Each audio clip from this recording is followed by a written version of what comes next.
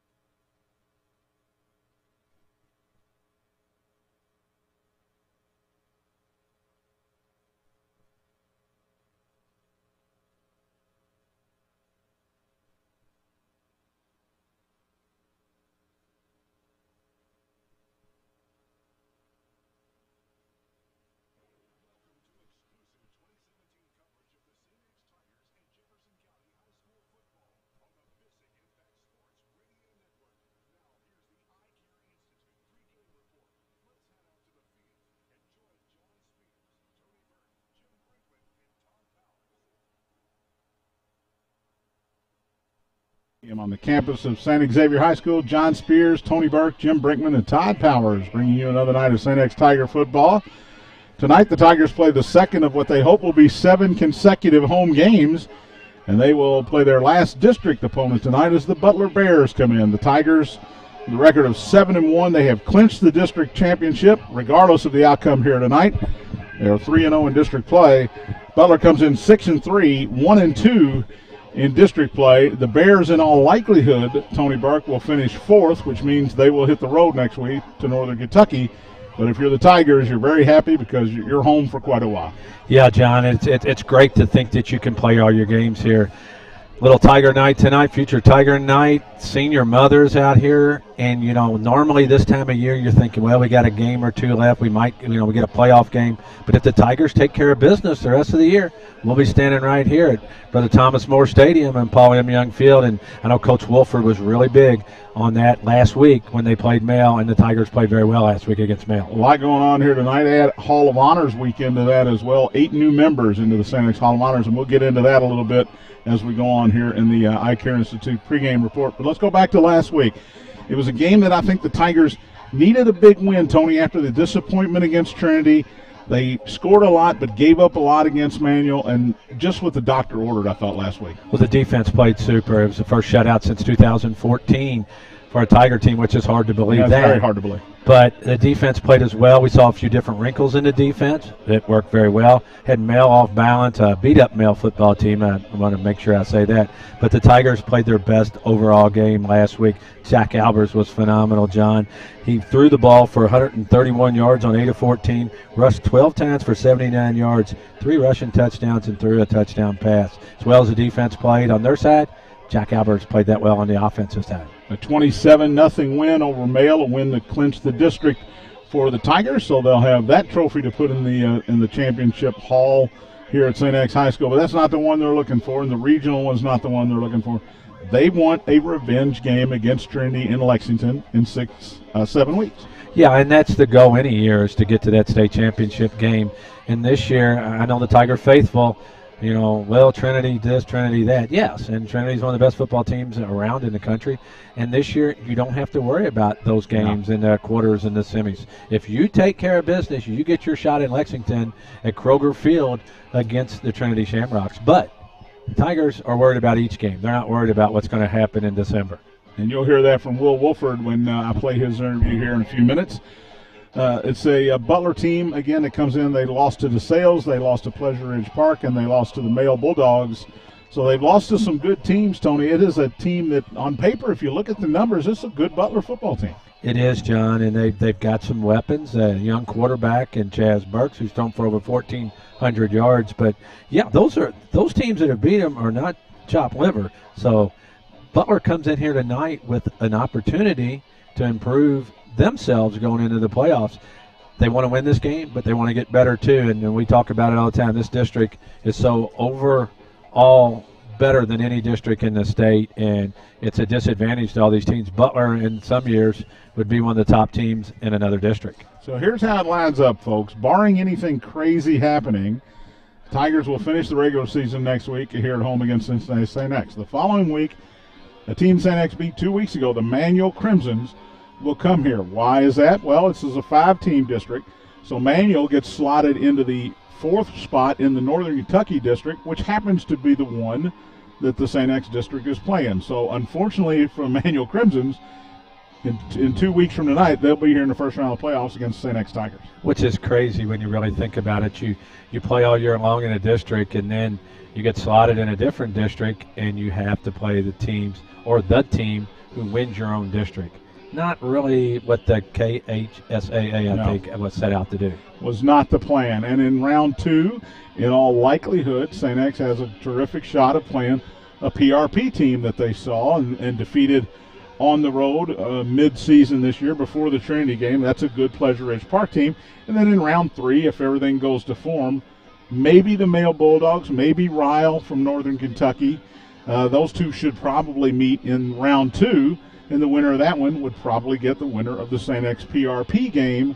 And then round 4, which would also be here at St. X, it looks more and more like Scott County. We'll know a lot more about Scott County after tonight. They're at Pleasure Ridge Park in a non-district game to take on the Panthers.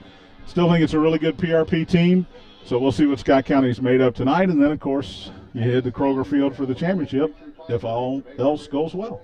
Yeah, that's what the goal is, and those steps you have to take, like we said, one step at a time. But if you, just what you said, if it works out, that's the way to go. But you have to take one game at a time, and like I said, and Coach will say, it's all coach talk, you got to do them one at a time, and if you take care of business, things fall into place where you want them.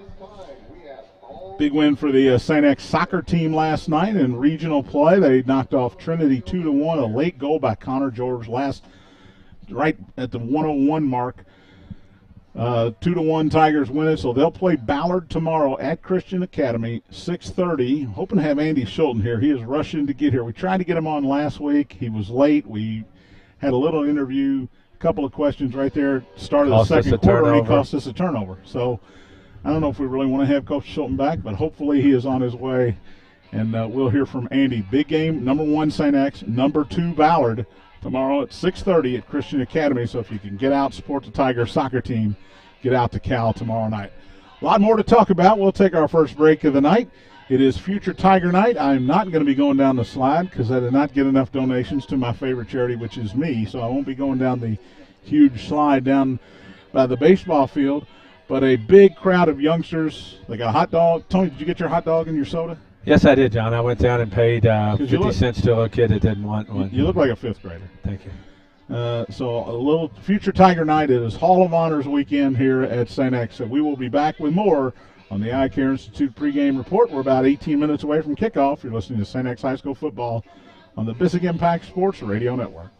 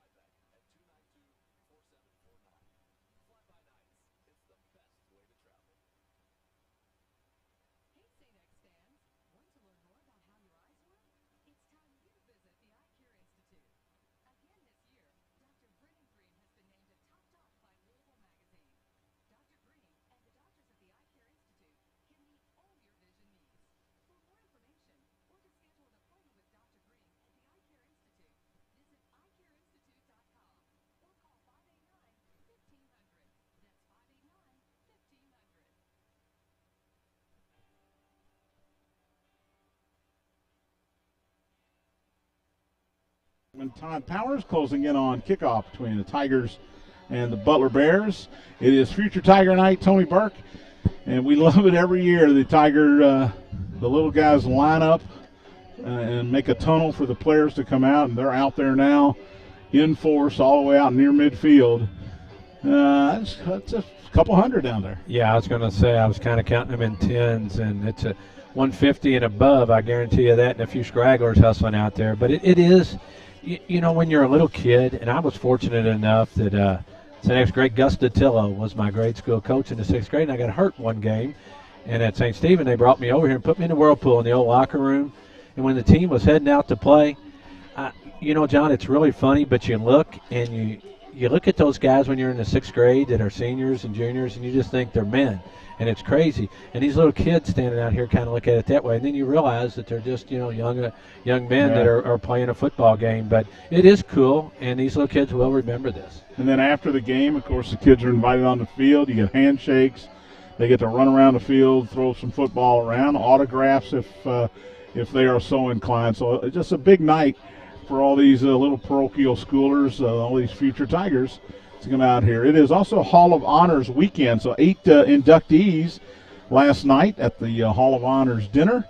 And let's go over those. You might remember this guy, Tony, class of 07, Victor M. Anderson Jr. You remember him? Remember interviewing him down on the field his sophomore year after the state final of the championship at Papa John's Cardinal Stadium, and a great player here and a great player at the University of Louisville. He was a 3-time All-State honoree, helped the Tigers win a championship in 2004, a runner-up finish in 2005, and he finished St. X as the all-time leading rusher with 4,925 all-purpose yards and 81 all-purpose touchdowns. He was a Big East Rookie of the Year at Louisville, Big East Freshman of the Year, and freshman All-American at Louisville as well. So congratulations to Victor Anderson. Do you remember the first time we saw Victor play football?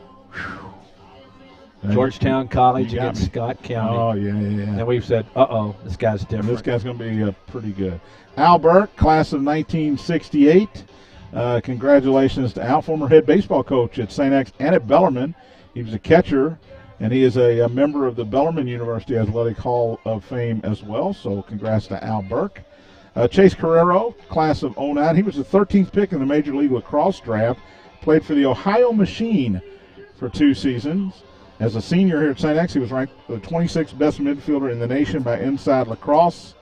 He was a 2-time U.S. Lacrosse All-American, member of state championship teams in 2008 and 2009, and a 2-time NCAA Lacrosse All-American at Denver University, who was always in the Final Four when he was there. And a heck of a punt kick returner, too. Yeah. Clinton Glasscock, class of 1989. 2-time doubles tennis champion, 88 and 89, member of championship teams in 87, 88, and 89, and he won 4 Southern Conference championships playing doubles at Furman University. Reverend John E. Jones, class of 46, Pat Lampton, class of 83, John Lecklider, class of 71, and Pete Lingle, another footballer, class of 80 as well, were also inducted last night. 4 of those guys made it here tonight, and they will be honored at halftime. I'm going to have Tony run over and grab Andy Schulten real quick, and we'll talk to the soccer coach, as he's never ready. This guy's never ready to go, but we're gonna put him on the spot right off the bat. Hello, Coach I'm Schulten. here, and I'm excited to be here. You should be excited. I mean, it's a great football night. It's a great team we're playing, and you got another game tomorrow. and we're still alive in soccer. Well, tell me about the Connor George goal with a minute to go last night. Crazy. It might have been it was coach's strategy, just get the ball to Connor on his foot. I know when to laugh at put you him now. It took me 25 years, yards out and let him shoot. Now it was knuckleball. It was fantastic. It is, and our video has the perfect angle, and it sails like it's going just in front of the goal, and then it cuts like it's going over, and then it just kind of curves right into the top corner. It was a fantastic shot. Up to that point, was it a frustrating night for you because you had a ton of chances? Well, sure. Yeah. Case Cox. I was just telling somebody, chances for goals, and he's hitting crossbars, he's hitting posts. That was crazy. Right before the game. I grabbed Case and I said, "Listen, we're putting you on the left side tonight." It was a switch that we made a couple of weeks ago. He's had great success over there since that switch. And I said, if we get the ball on your foot, I want you to go at him. And they were double and triple teaming him, and he's still getting off crosses. He's still beating them to the back post.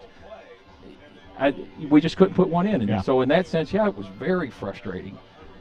But I did, I look back on it and I think, wow, we really held control a lot of that second half. I mean, we exercised our will and had probably 3 really solid chances to score that their goalie just made outstanding plays on. So the reward for beating your arch rival in the semifinal is you get to play a number 2 team in the state, the Ballard Bruins, who, if they're not more talented than Trinity, they're at least as talented as Trinity. Absolutely. It's a 6:30 game.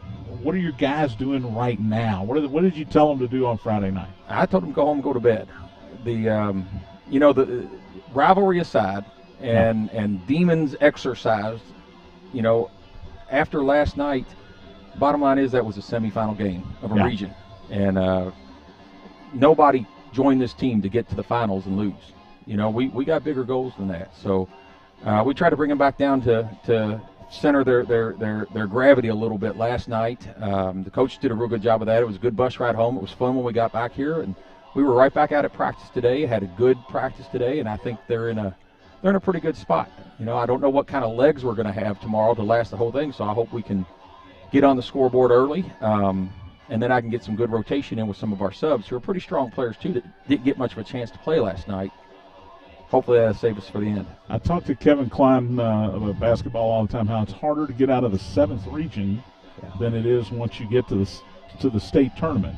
Soccer, same thing? Yes, absolutely. It's the exact same setup. And a friend of mine from up north at Covington Catholic years ago, he said it's like a minefield down there in Jefferson County. If you can get out of there and still have something left to play these other teams, you're lucky. And that's never been more true. I mean, we've had different matchups for the regional championship each of the last 5 years, and I'm glad that of those, I guess 6 years we've been there, at least 4 of them. But it's always a crapshoot when you get out there against a good team, and Ballard's a good team. So I tell you what, the other thing that I like to tell people is that's the best and worst thing about soccer is that it doesn't matter how good or bad you are. On any given night, any team's got a chance. Well, I'm glad we got more than one question in this week. Well, I'm glad to be here. I'm glad you had me back. Andy Schulten, head coach of the Tigers soccer team, 2-1 winners over Trinity last night out of Cal. And don't forget, get out there tomorrow night, support this team at Christian Academy, 6:30. On the grass field tomorrow night. On the grass field. On the grass field. Thank goodness. Yeah, thank goodness. I think that plays to our advantage a little bit better than that slippery turf. Number 1, St. X Tigers. Number 2, Ballard Bruins. Winner is the 7th region champion. Congratulations so Thank far you very, on very continued much. success. Andy Schulten, head coach of St. X Soccer. We'll take a break. Come back with the head coach of the Tiger football team, Will Wolford. You're listening to St. X High School Football on the Bissig Impact Sports Radio Network. Terry Miners.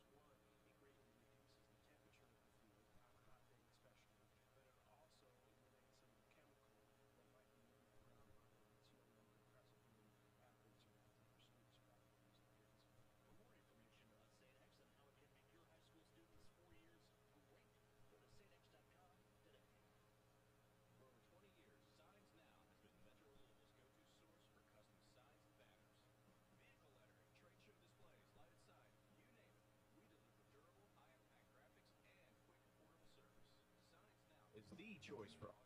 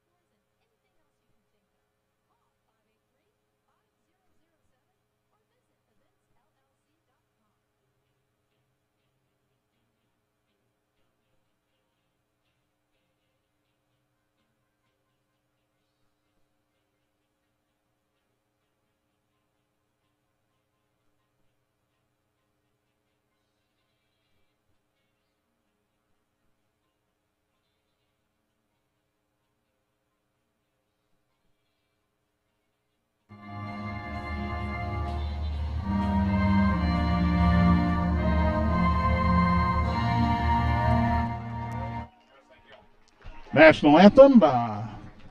As the Tigers out on the field, Butler still back in the locker room. We'll take one more break, come back with the opening kickoff. Didn't get a chance to get the Will Wolford interview on. Andy Schulten ran a little long. He's going to have to answer to the head football coach on that one. But we'll come back with the opening kick. St. X and Butler, you're listening to St. X High School Football on the Bissig Impact Sports Radio Network.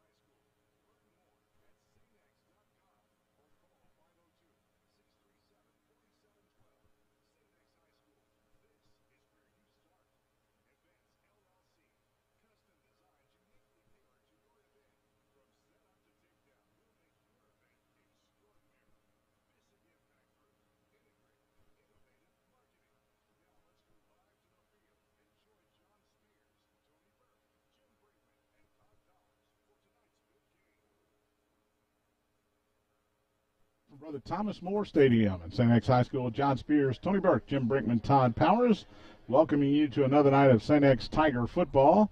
Tigers back home tonight, final district game of the year.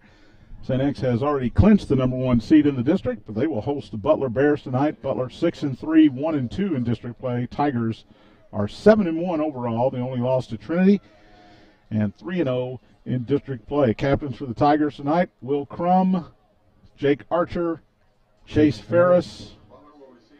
Who was the other one, Tony? Come on, Tony, help me out. I told you earlier, Will Crum.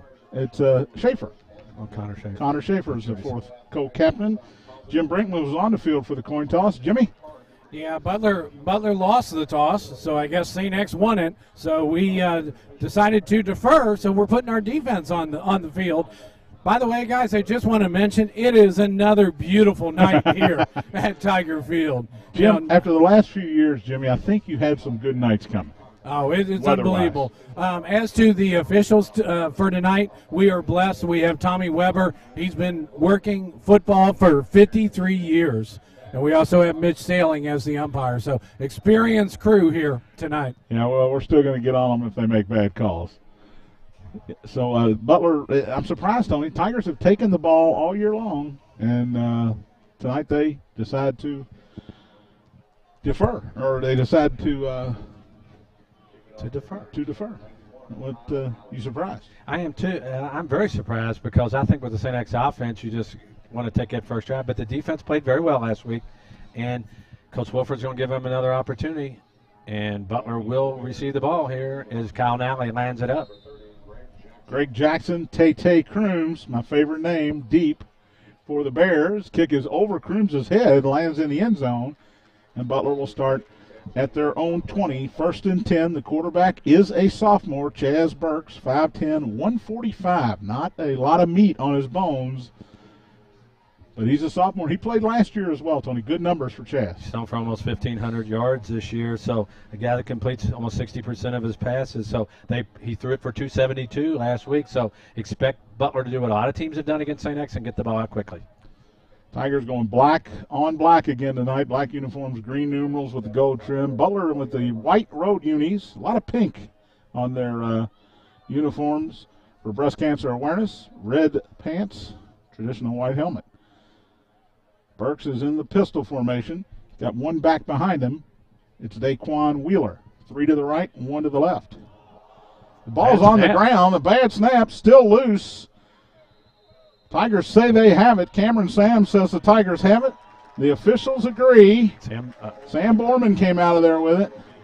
That snap, I don't know who it hit, Tony, but it did not hit Chaz Burks. It never made it back to the quarterback. I'm assuming it hit the center's leg, John. It was hard to tell.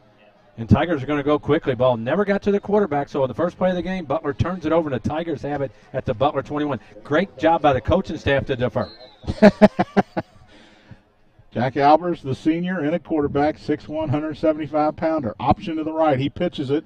This is Moretti to the 15, to the 10, to the 5, and he's chopped down inside the 5-yard line. But a lot of open space over there for Anthony Moretti. This is Moretti to the 15, to the 10, to the 5, and he's chopped down. Ben Mueller doing a great job, too. And Tigers saw something, I guarantee you, before this and ran that quick pitch to the outside. It's a gain of 18, first and goal from the 3. Garrett in motion from right to left. Fake to him. Albers keeps it up the middle. He dives in for the touchdown. St. X Tigers. Early score for the good guys. And Albers, all they did was just what you said, John. They showed the jet sweep to Cameron Garrett, and he pulls it out. He reads the play and gets right in behind the left side of that offensive line. It goes in for the touchdown, and the Tigers, 3 plays into the football game, lead the Butler Bears 6-0. Alamatija in for the extra point. Jordan Morrow is the long snapper. I've been saying Doug Schaffner all year. I was corrected tonight. Jude Carlin will hold. Morrow will snap it back. Kick is up. Kick is through. It is 7-0 Tigers. 11:30 to go, first quarter. You're listening to St. X High School football on the Bissig Impact Sports Radio Network.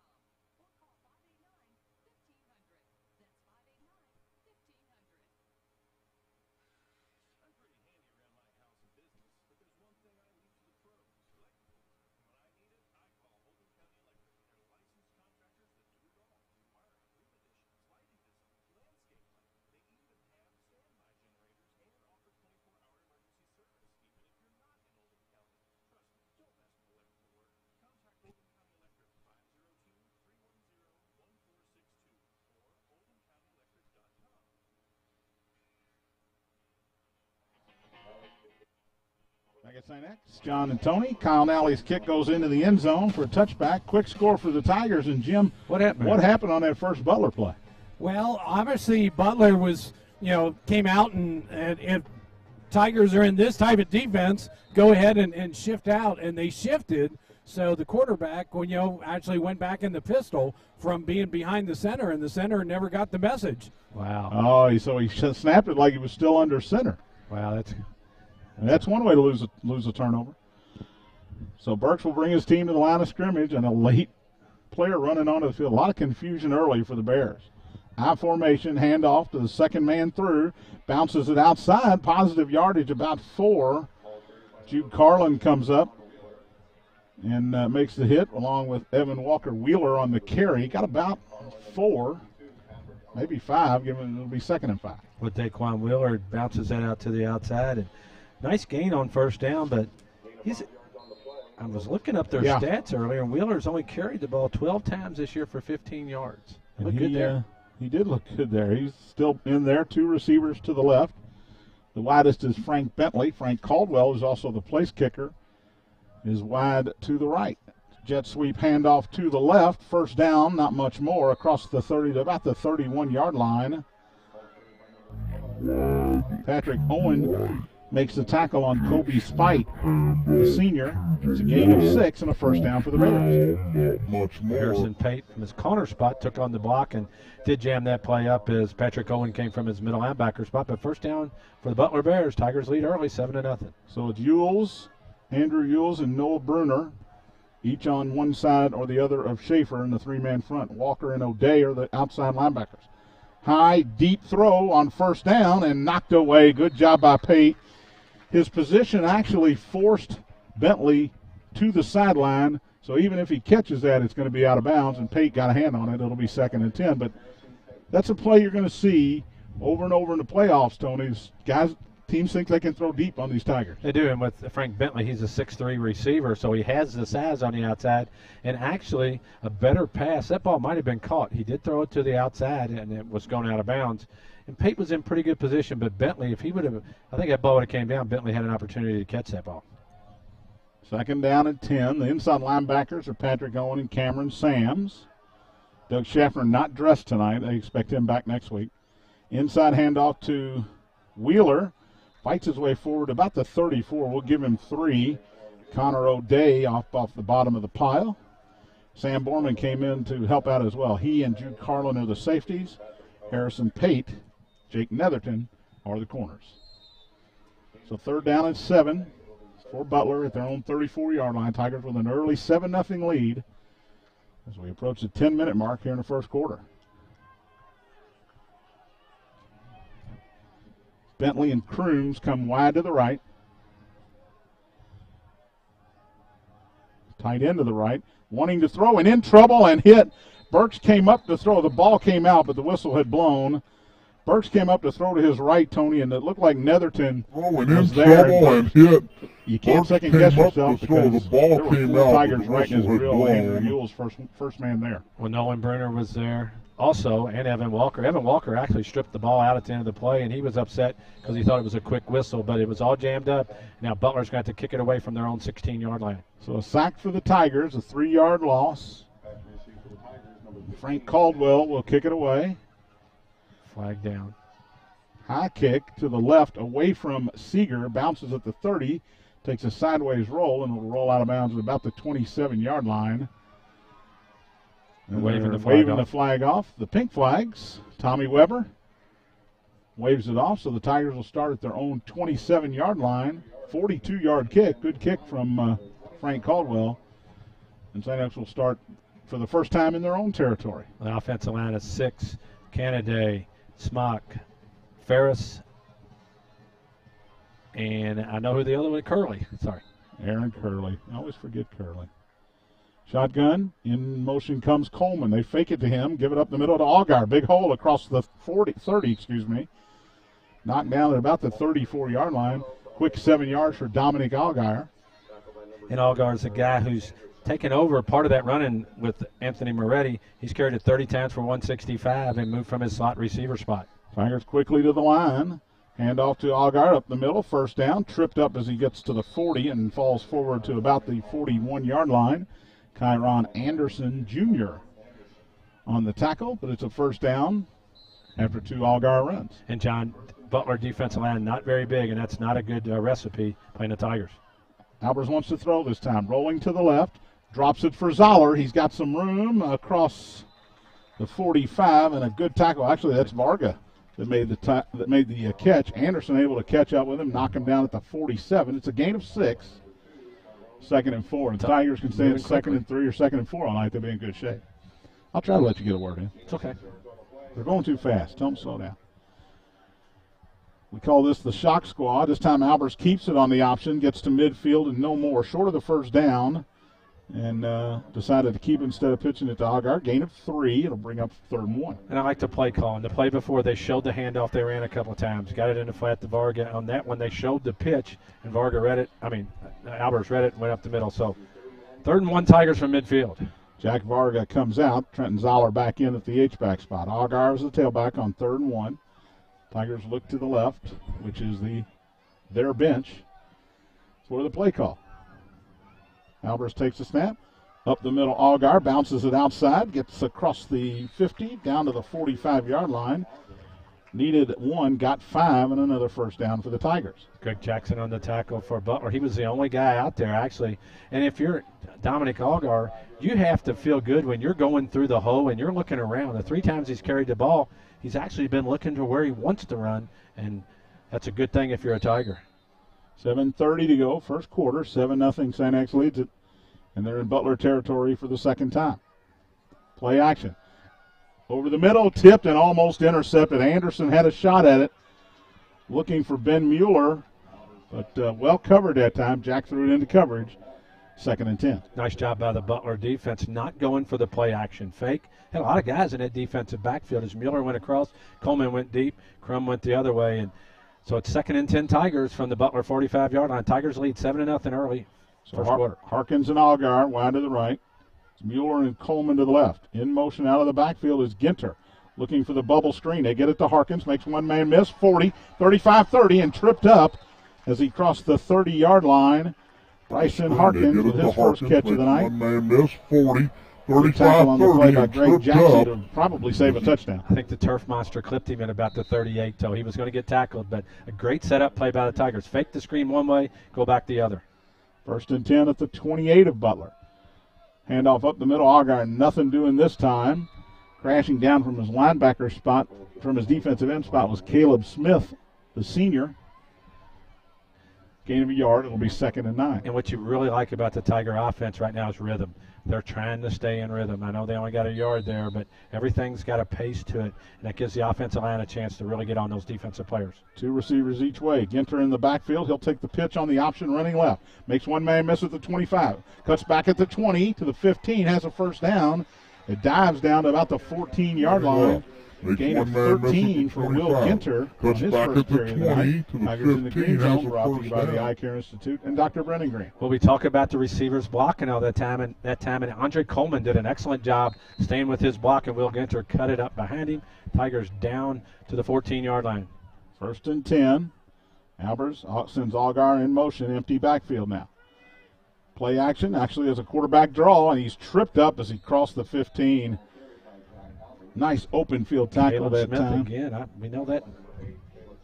Caleb Made Smith, every tackle just about. He got the ankles of Albers, knocked him off balance at the 12. It's a gain of 2. It'll be 2nd and 8. I like that play, though. Empty backfield, a little quarterback draw. Got to spread them out. This time it's going to be Allgaier up the middle. Runs into Anderson. He got some help from Vic Sarver. Got inside the 10 to about the 9, a gain of 3. And that'll bring up a 3rd and 5 for the Tigers. And as much as I give the offensive line credit and praise, that time 4 guys turned around looking at the play, and a lot of Butler Bears on the tackle. So 3rd and 5 from the Butler 9-yard line. Coleman and Crum to the right this time. Harkins to the left. Allgaier in the backfield. They flake it to him. Rolling right is Albers. Has a man. It's Zoller. He's got it. And he is brought down at the 1-yard line. So that's a second catch by an H-back tonight. Jack Varga had one, and now Trenton Zoller gets the first down to the 1-yard line while he was smelling end zone and just couldn't make it. And I like the play because it was a run. It was a run pass option. And actually, Albers could have tucked it and maybe got to the end zone, but a nice little touch pass to Trenton Zoller. Now the Tigers trying to get their second score of the first quarter. They go with a double H-back with Allgaier in the backfield. Dominic gets the call, and he's in for the touchdown off the right tackle. 1 yard out, touchdown, St. X Tigers, Dominic Allgaier. And there was a freight train that hit one of the Butler Bears, and it was number 74, Wad Smock, who pulled from his guard spot, John. And you're talking about a pancake. It was more of a pancake. It was more like a bulldozer on that play. So Tigers go up 13-0 with 5:11 left first quarter. And Alan Matija comes on to attempt the extra point. PRP trailing Scott County 7-0. Midway through the first quarter over at the Ridge. Matija knocks it up and through. It is 14-0 in favor of the Tigers. And Jim Brinkman, this offense is just wanting to get to the line of scrimmage and get a lot of plays run.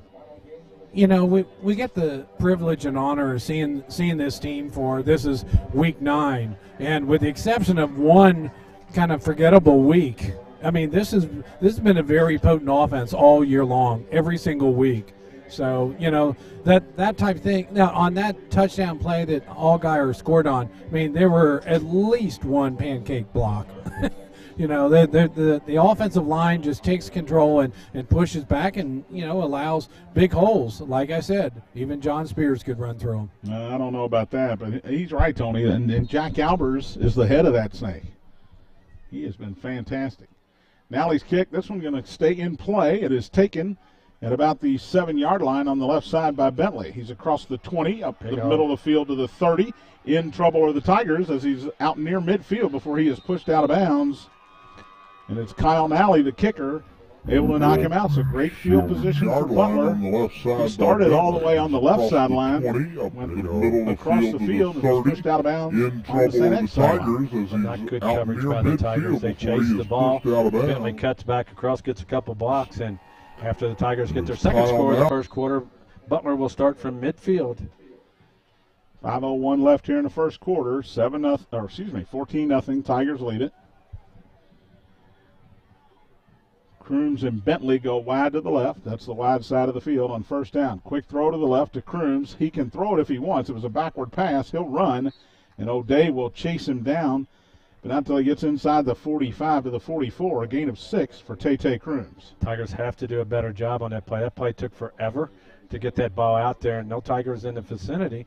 And that play should never get 6 yards when the receiver has to catch the ball, turn back around and run. But Butler will take 6 yards and move down to Tiger 44. 2nd down and 4. Desmond Miller in the backfield now for the Bears, co-captain. And he will get the call, running right, has the first down, tripped up as he crosses the 40, falls forward about the 36-yard line. Ewell's chased him down. And the Tiger defensive line, the reinforcements will come in now, with Bascom, Shugart, and Deemer. Ball's at the 36. 1st and 10. Well, don't get complacent defensively. Be aggressive like they were last week. Don't stand back and wait for Butler to make plays. Make the plays defensively. So Miller still in the backfield. Under center this time is Burks. Tight end goes in motion from right to left. Now back to the right. It's Miller on the handoff, running to the right and dropped. Nice play there. Ben Shugart fought off the block from his nose spot.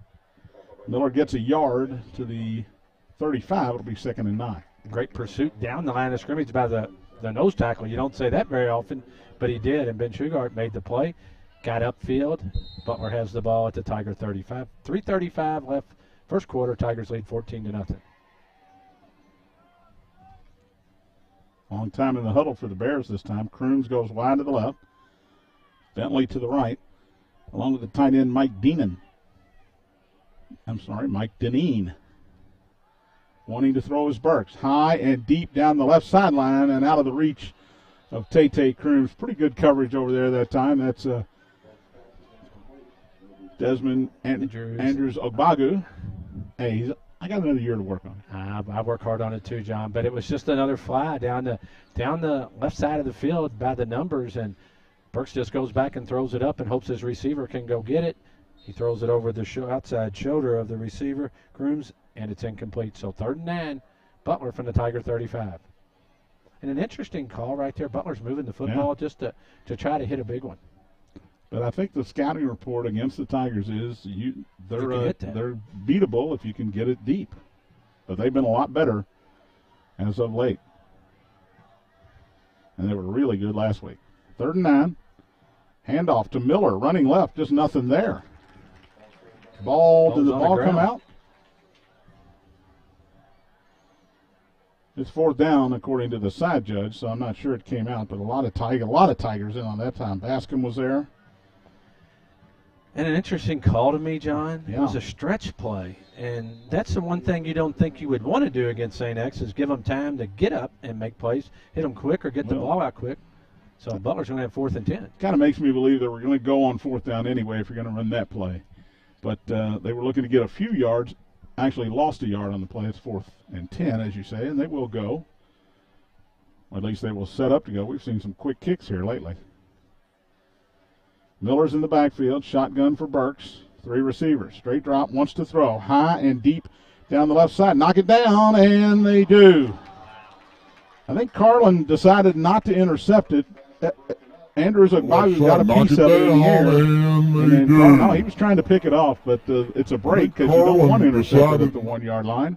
Tigers will take over at their own 36. And the ball actually popped up in the air. And actually, Crooms, I'm watching the replay right now. Ogbagu knocks it away, Andrews Ogbagu. And then Carlin and Crooms going to fight for it. And if you're a Tiger fan, it's the best scenario. Ball hits the ground.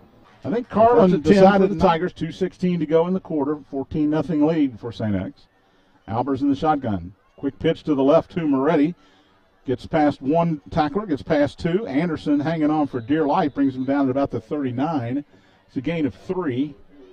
Bring up 2nd down and 7. That wasn't an option, but it was certainly an odd pitch. Well, it was that quick pitch where you just want to get rid of it. I like that play, and because you give a guy a chance in space. Butler played it pretty well, but Moretti made the first guy miss, and then get it to the out to the 39-yard line. Minute 50 left first quarter. 14-0 Tigers. 2 to the right, 1 to the left. That's Garrett. Now he's in motion to the right. Quick throw to him. Catches it, hit, and dropped right at the line of scrimmage. Might have gotten a yard. No, they're going to spot it at the 39. Well, Greg Jackson played that very well, because if you're the Tigers, what you're hoping is the defensive back stays back off the line of scrimmage. But Jackson followed Garrett down the line, and when he saw it throw it, he broke on him, made an excellent tackle. So it's no gain, 3rd down and 7. Tigers will send Seeger, Mueller, and Garrett to the left. Crum to the right on 3rd and 7 from the right hash mark. Straight drop for Albers. Throws over there. Has a man wide open. It's Mueller. Juggled it. Caught it at the 45 to the 30 and pulled down at about the 20-yard line.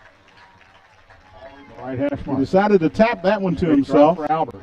Goes over there. Has a man wide open. It's Mueller. Juggled it. Caught it at the 45 to the 30. Yeah, what they did is he ran a quick slant. Down at about the 20-yard line. Tigers had him spread out, and Mueller was wide open as he was going down the field. Now Tigers had the ball at the Butler 21-yard line. Clock running with 50 seconds left first quarter. 40 yards on the catch and run for Ben Mueller. Quarterback draw, running to the right is Albers. Cuts outside at the 20, dives to about the 19. Give him a couple on the play. That'll bring up 2nd down and 8 as the Tigers get into the green zone. Brought to you by the Eye Care Institute and Dr. Brennan Green. Well, it was a quarterback draw, but Albers waited and waited, went down the line of scrimmage, and then give Desmond Miller credit for a nice open field tackle on Jack Albers. It was a one-on-one situation. Miller wins that one. Under 20 to play here in the first quarter. Tigers will get another playoff. Ready in the backfield, or will they? As Albers looks to the bench, they don't have to, but they will go. And it is Moretti. Off tackle, breaks one tackle at the 15, to the 10, to the 5. Touchdown, St. X Tigers. Anthony Moretti from 19 yards out. They don't have to. John, watching it here, there's no safeties back here, just 2 middle linebackers. Offensive line does a nice job, and then Moretti makes a man miss. He makes Jackson miss in the defensive backfield. Gets a block down the field by Jack Albers at the 2-yard line, which I think he would have got in anyway, but your quarterback running down the field to make a block. Morrow will snap it. Carlin will hold it, and the extra point. 3rd extra point attempt for Alan Matija here to end this first quarter. It's up, it's good. It is all Tigers after 12 minutes. 21-0. Second quarter on the way. You're listening to St. X High School football on the Bissing Impact Sports Radio Network.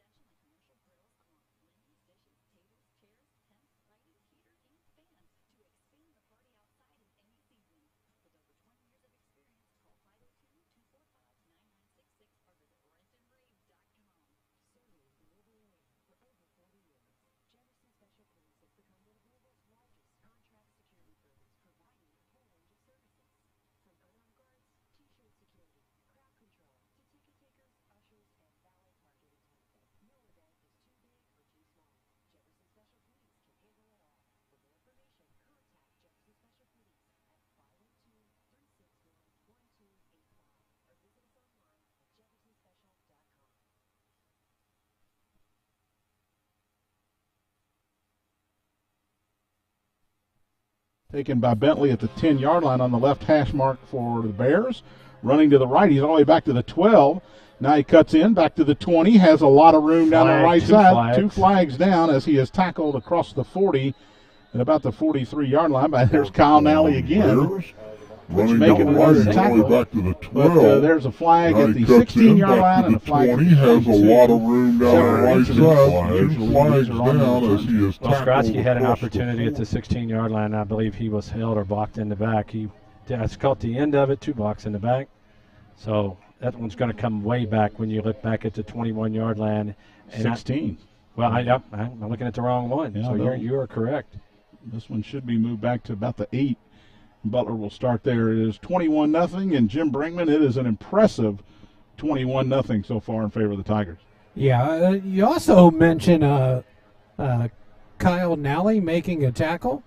I mean, if you remember back on that PRP punt return, Kyle Nally actually made a very pivotal tackle against Shannon Bishop, which kind of saved that game as PRP was trying to see some of the momentum. So, yeah, very impressive. Not very many people tackle Bishop one-on-one. Running to the right across the 10. The ball comes out, but already down was the runner Malik Brooks, the sophomore. Got to give him a couple to the, maybe 1 to the 10-yard line. 2 yards, gain of 2, 2nd and 8. And Jude Carlin came up from his safety spot to make that play. So Butler has their back to the wall. Tigers, boy, if you weren't with us to start, Butler fumbled on the first play, a bad snap.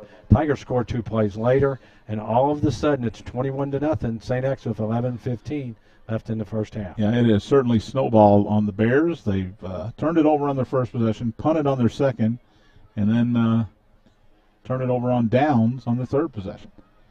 2nd down and 8. 1 receiver each way. The whistle and a delay of game, looks like. Just back judge throws his flag. That'll be half the distance. Move it back to the 5, and 2nd and 8 turns into 2nd and 13. Tigers have changed their linebacking crew, too. We see Jake Archer and Cameron Sams along on the outside with Peyton Mattingly and Skrotsky at the other side. While on the right hash mark, wanting to throw out of the end zone, it is caught at the 5 and dropped immediately. Sam Borman. Is Mike Deneen, the tight end, and Borman came flying up from his safety spot. So no gain on the play. Borman with 12 tackles against Manuel a couple of weeks ago. He is, the hardest part of being a safety, Tony, knowing when to come up, and Sam's gotten better. He has, and he had a tendency early on to want to come up on everything, but you have to read the play, and a dangerous-looking play by the Butler Bears. Burks throwing out of his own end zone for no gain. It's 3rd and 13. 3 to the right and 1 to the left. He'll throw out of his end zone again. In trouble back there, running toward the back, and he runs out of the back of the end zone. That's a safety. And that'll be a 2-point safety for the Tigers as Chaz Burks ran out of the end zone. Bascom was chasing him back there. Yeah, I don't know which Bascom. Don't even ask me. It's Richard. It's Richard. They're the same person, let's be honest. Like the Olsen twins. There's only one of them. But Richard Bascom will get credit for a sack there, and it's a safety as Burks just lost where he was. Yeah, and interesting. I know it broke down, but he had time to at least try to get the ball out of there, and he just almost accepted the safety when I don't believe he had to, John, but things just getting worse for the Butler Bears, and right now the Tigers have everything going their way. And now the Bears will give it up on the free kick here. And you're going to give the ball to the Tiger offense, who is just at will move the football. Miles Harris, Cameron Garrett go deep for the Tigers. They'll stand down at about their 35-yard line. And Bentley, or was that Caldwell? Caldwell will kick from the 20. And he has an option here. You can punt or you can put it on a tee and kick it off. He's going to kick it off. I wouldn't even get deep if I'm the Tigers. Deepest man for the Tigers is Garrett at the 25. Coleman and Harris are at the 30. Of course, we have not seen the Bears kick it off yet. And this one's going to be taken by Harris at about the 35 on the left side. Running to midfield and knocked off of his feet right there, but great field position for the Tigers at the 50 with a 23-0 lead. And, Jim, I think Chaz Burks just lost where he was. Yeah, the one thing, I've worked a lot of basketball games with Tommy Weber, and, he used the right mechanic. He pointed down, showed exactly where Chaz stepped out, and turned around. It's a safety. Guys, 23-0 with still 10 minutes left in the second quarter. The bad news for Burks was Bascom went ahead and hit him anyway. So he went flying on that brown surface down in the end zone. Handoff, I believe, to Algar this time. He's in his turn in the rotation. He'll get about 3 to the 47. Just running off the left side there, right over Wyatt Smock. And Canada, well, that's not Canada. That's Aaron Curley over there. Boy, we're just forgetting him all the time. We don't want to forget about Aaron. Poor Aaron. Big 75 over here. We're going to go ahead and make him our offensive lineman of the game. I know it's early. Ginter in motion out of the backfield on 2nd and 7. Empty backfield. Quick throw over the middle. It's Harkins on that wide receiver bubble screen. Runs over a tackler at the 45 and falls to the 43. It's a gain of 4. Good tackle by the Bears there, and that'll bring up 3rd and about 3 for the Tigers. Well, one thing Butler's defense has done very well is tackle in space, and another one right there. Sanex has moved the ball, but when they've had to make a tackle, they do. And these black uniforms from Moretti and Algar back here, they both got a 2 on their jersey. 2 receivers each way, and the Bears jump off sides, and that'll give the Tigers a first down at the 38-yard line. They needed 3. They'll get 5 on the penalty. And that's a different way that the Tigers have gotten a first down tonight on penalty. Well, I do have a score from over at Manual Stadium. Male 10, Manual 0 with 2:35 left in the first quarter. I might better update that. It's the first time I've actually seen the score. You said 21-0 Scott County is what I see there. Scott County's got 220 yards on the ground in the first quarter. Albers with a throw to the right to Coleman. He gets out of one tackle in the backfield, and the ball comes loose, but it hit the turf as he was going down at the 37-yard line. It's actually going to be a gain. That was an odd-looking play. It looked like Jack wanted the shovel pass. It wasn't there, so instead he shoveled it to the right. It's a forward pass. Coleman, lucky to get back to the line of scrimmage, actually got a yard. He's doing his Brett Favre again because that's what it was supposed to be. It's supposed to be the old Utah, the shovel pass, and it was jammed up, so he went ahead and Utah'd it forward out to the right side to Andre Coleman, and Coleman actually did a good job. And if that would have been a fumble, it would have been a touchdown, Butler. First catch of the night for Andre Coleman. 2nd and 9 for the Tigers. Option left. Albers keeps it. Runs it up the middle across the 35 down to about the 31-yard line. So give Jack about 6 more yards on the ground. That'll bring up 3rd down and about 3. Well, if the Tiger offensive line can get to the middle linebackers on that play, that's a deadly play because it was big early with the pitch.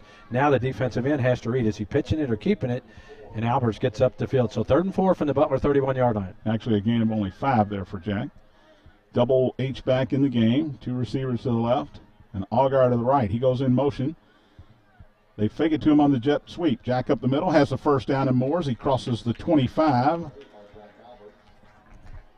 Knocked down by that man, Caleb Smith again, but not till Jack gets to the 24, a gain of 7 and a first down for the Tigers. Well, he was riding Nick Canada up the play right there, and the Tigers do an excellent job of showing that jet sweep, and Jack Albers reads it correctly. First down, Tigers. 23-0. Sanex leads it, 7:20 to go here in the half. Jack takes a snap, hands it to Dominic up the middle. Has 5, has 10, has a touchdown. Sanex Tigers. Dominic Allgaier from 24 yards out, his 2nd of the night. Well, they go to the shotgun. They got 2 H-backs. It's a little delay. They trap. Varga traps. Those are great block. Downfield, Trenton Zoller just gets in the way of the guy. Also, who's that Ben Miller down there? They didn't block anybody down the field. They just got in their way, but the offensive line blows a huge hole. Give Varga credit for a block. Dominic Algar goes in. And for a big guy, that's a quick cut from Algar. When he saw that whole boom, he was through it. Well, you know, we heard even before the season how good an athlete he is, and we've seen it since they've really moved him to running back. Jude Carlin will hold it. Morrow will snap it. Kick is up. Kick is good. It is 30-0 Tigers. 7:09 to go here in the first half. You're listening to St. X High School football on the Bissig Impact Sports Radio Network. We're still on the air.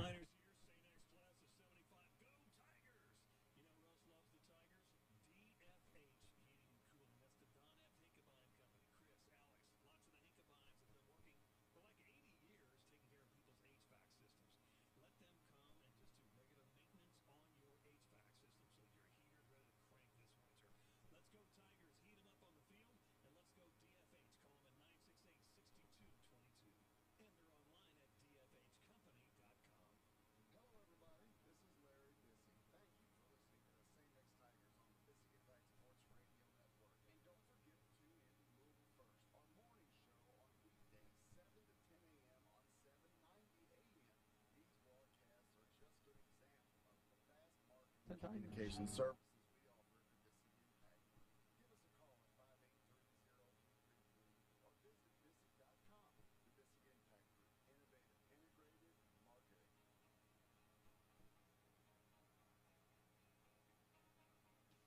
Tay Crooms on the kick return out to about the 22-yard line, 23 maybe. Eric Lyons And credited with the tackle.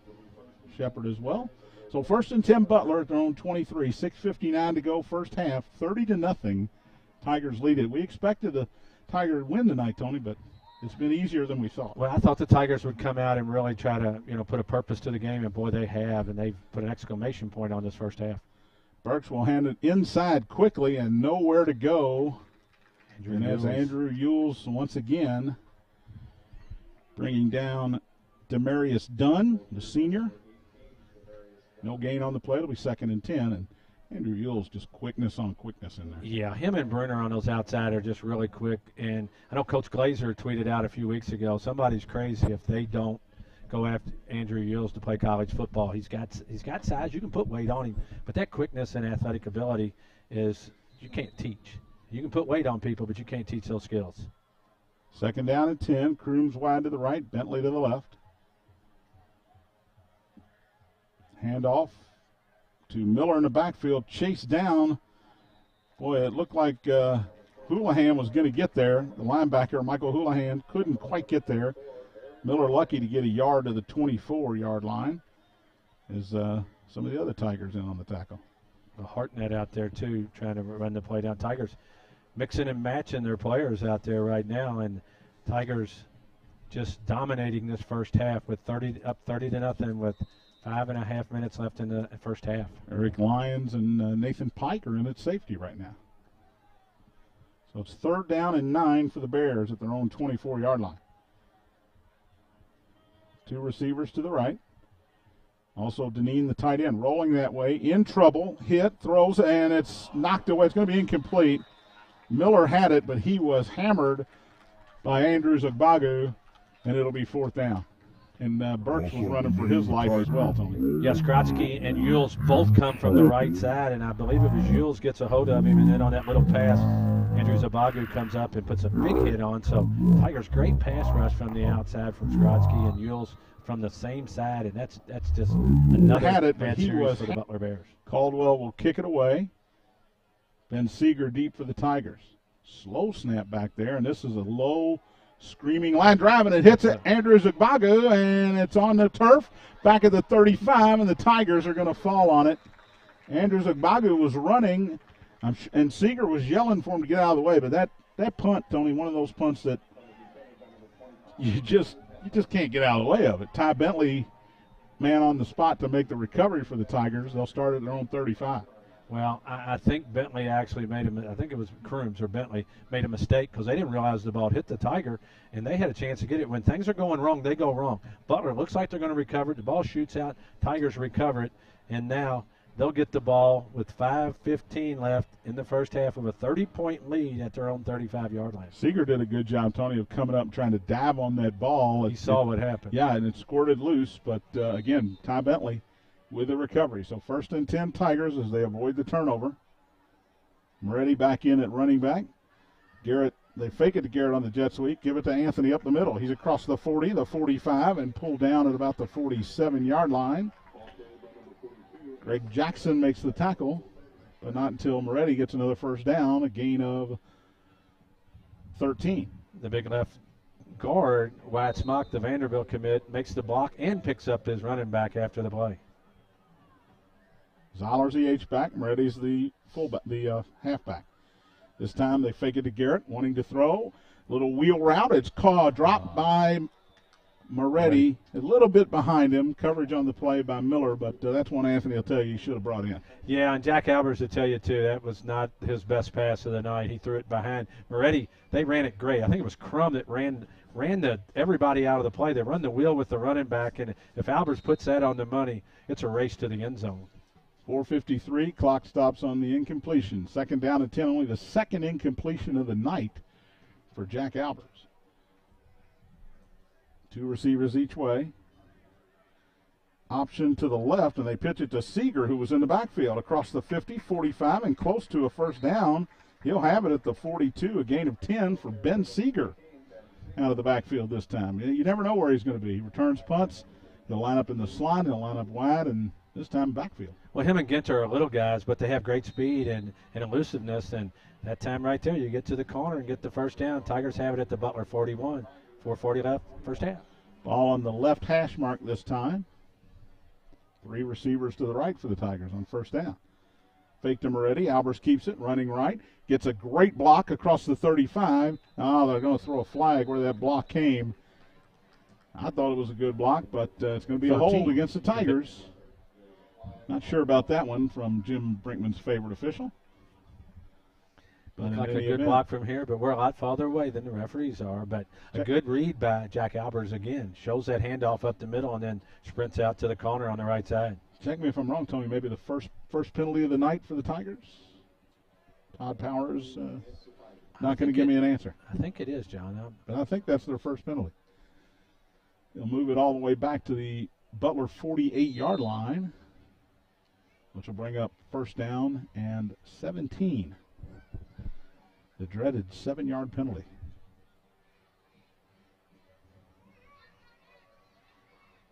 Three receivers to the left. That's the wide side now.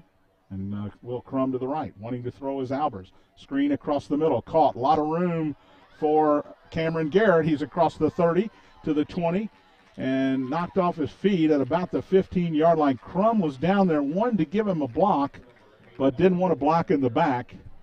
I think Will did a good job of not blocking that time because Cameron Garrett got all the way to the 16-yard line. It's a gain of 32. Well, All-Stater Wyatt Smock actually missed his block, but Cameron Garrett just fought the guy off and gets it all the way down to the Butler 16-yard line.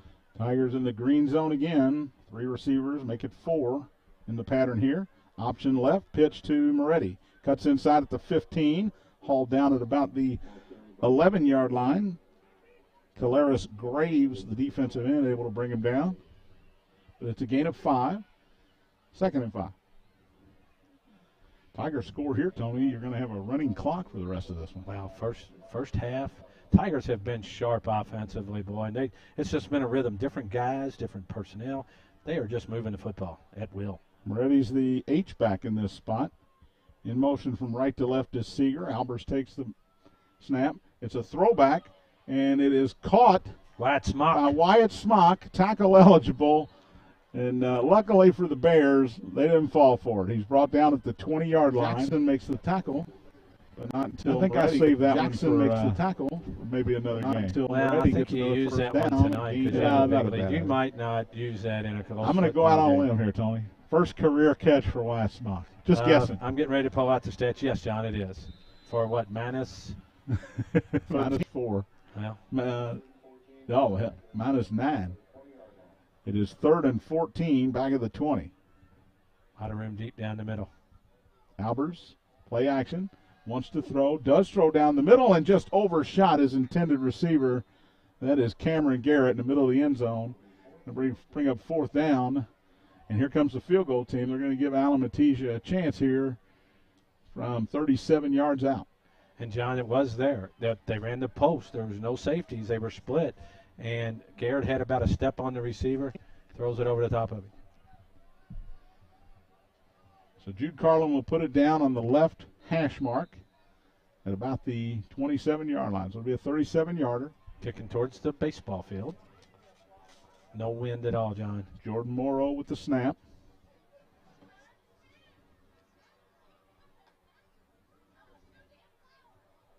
High snap. Good job by Carlin to get it down, and I don't think this one's going to get there. It is short.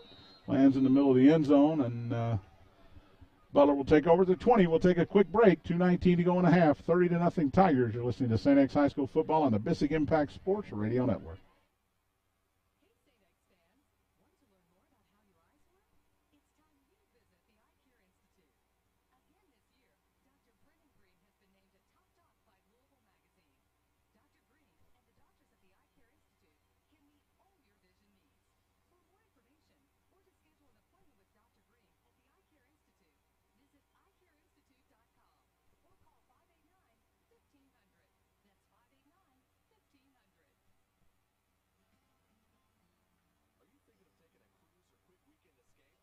And, oh, he better protect that ball. He is dropped. We're doing TV coverage right now. And that's Richard Bascom back there again. Dennis Deemer. Bascom first man there, but Deemer was not far behind. It's a loss back to the 10-yard line, loss of 10. He's 2nd and 20. PA announcer Rob Schweitzer said it was Ben Shugart, so let's give all three of them credit. They were all around. Back at St. X, John, Tony, Jim, and Todd. A sack on first down. We'll give it to Richard Bascom, even though Rob Schweitzer disagrees with us. 2nd and 20 for the Bears at their own 10 with 1:35 to go here in the first half. 30-0. St. X leads it. Burks with a backwards pass, dangerous. Taking it out back to the line of scrimmage to the 10 is Daquan Wheeler. St. X will quickly call a timeout. We'll take one as well with 1:26 to go in the half. You're listening to St. X High School football on the Bissig Impact Sports Radio Network.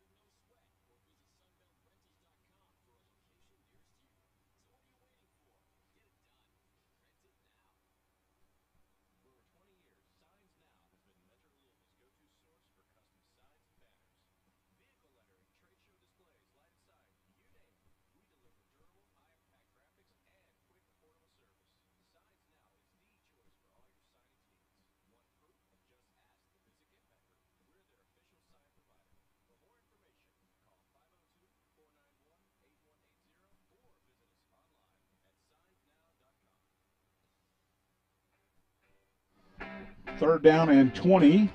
Back at St. X. Burks wants to throw down back near his end zone. Now rolling to the right. He's to the 5. He'll throw it late, and it is incomplete. Frank Caldwell was the closest Bear, but well overshot. And it'll be a 4th down for the Bears, and they will have to kick it away, and that saves a timeout for St. X with 1:18 to go here in the first half. 30-0. Tigers lead it. John Spears, Tony Burke, Jim Brinkman, Todd Powers. And Frank Caldwell will go back and stand between the I and the G. And the Tigers logo screwed up after that last punt. And the Tigers logo in the end zone. Tigers with 7 at the line, not coming after it, but they get it anyway. And that is Cameron Garrett, who got back there and got a piece of it. Ball is loose, and now I think the Bears have it. They do. The Tigers had it. We'll have to watch the replay here.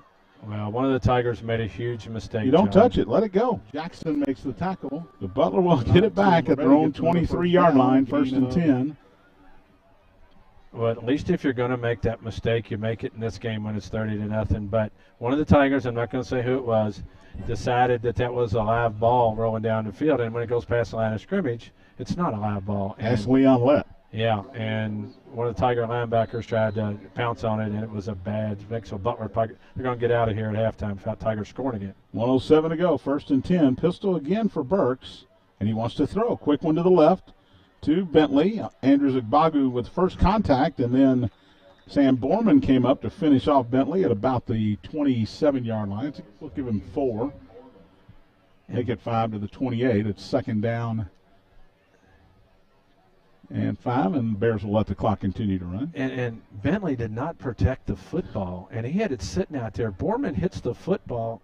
Tigers might get that touchdown they were trying to get. You have to protect the ball. All Butler's trying to do is get to halftime and trailing 30-0. Stick around for our Eye Care Institute halftime report. We'll hear from Will Wolford and also Kurt White, Director of Admissions here at St. X, will join us, talk about a few things coming up in the next month or so. Rolling right is Burks. In trouble.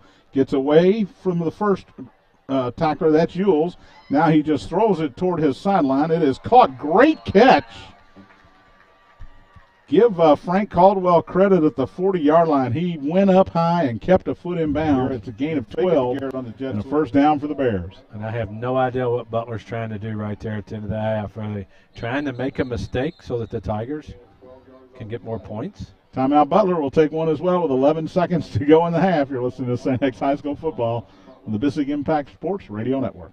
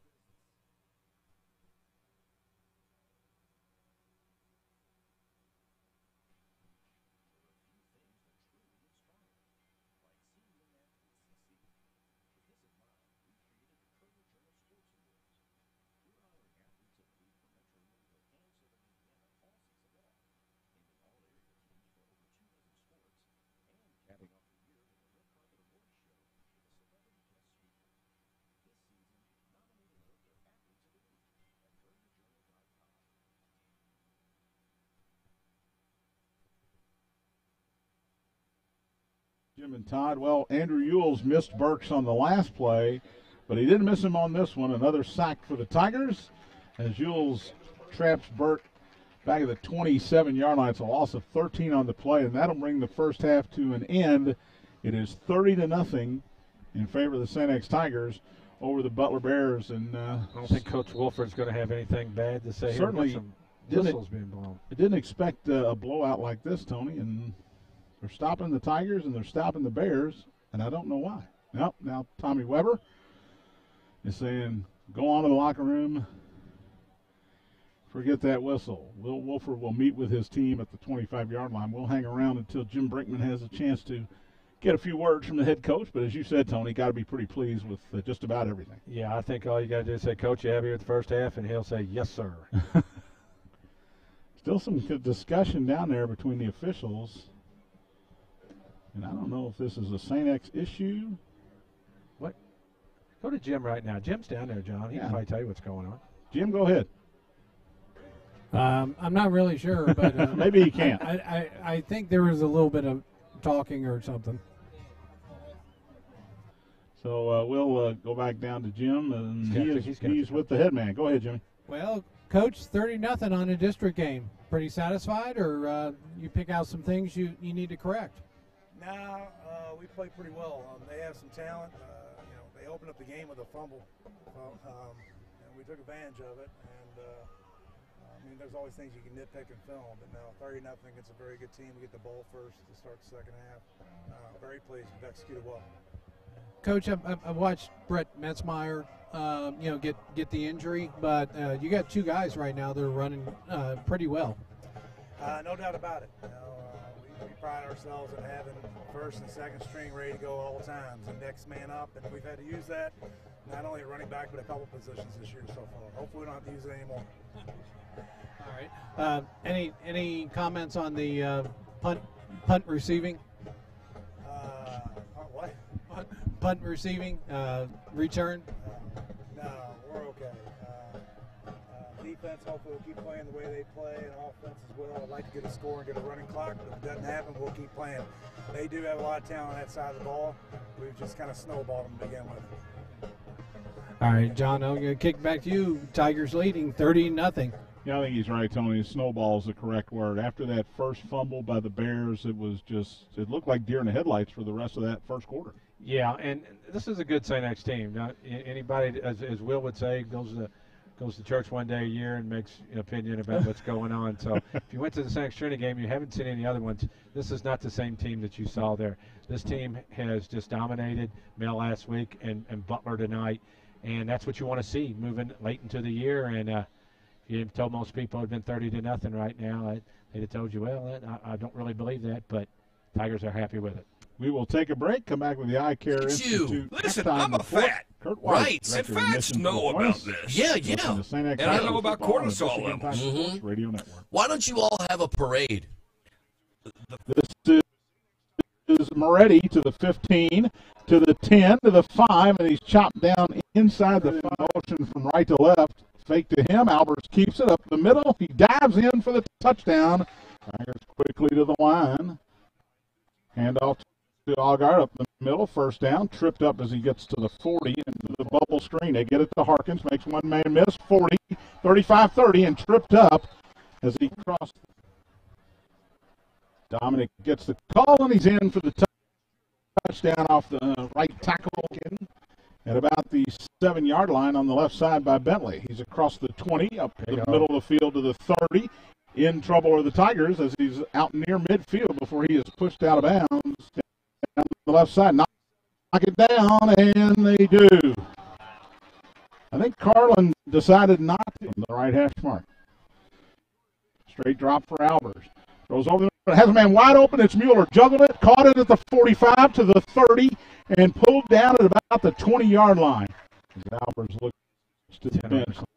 They don't have to, but they will go. And it is Moretti. Off tackle. Breaks one tackle to 15 to the 10 to the 5. Touchdown. St. X Tigers. Hash mark for the Bears.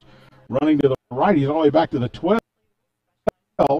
Now he cuts in, back to the 20, has a lot of room down the right side. Flags. 2 flags down as he is tackled across the 40 over here in the half. Jack takes the snap, hands it to Dominic up the middle. Has 5, has 10, has a touchdown. St. X Tigers. Dominic Allgaier, also Deneen, the tight end, rolling that way, in trouble, hit, throws, and it's knocked away. It's going to be incomplete. Miller had it, but he was hammered by Andrews.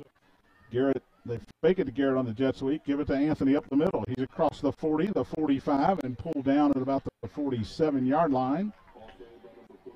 Greg Jackson makes the tackle, but not until Moretti gets another first down, a gain of 13.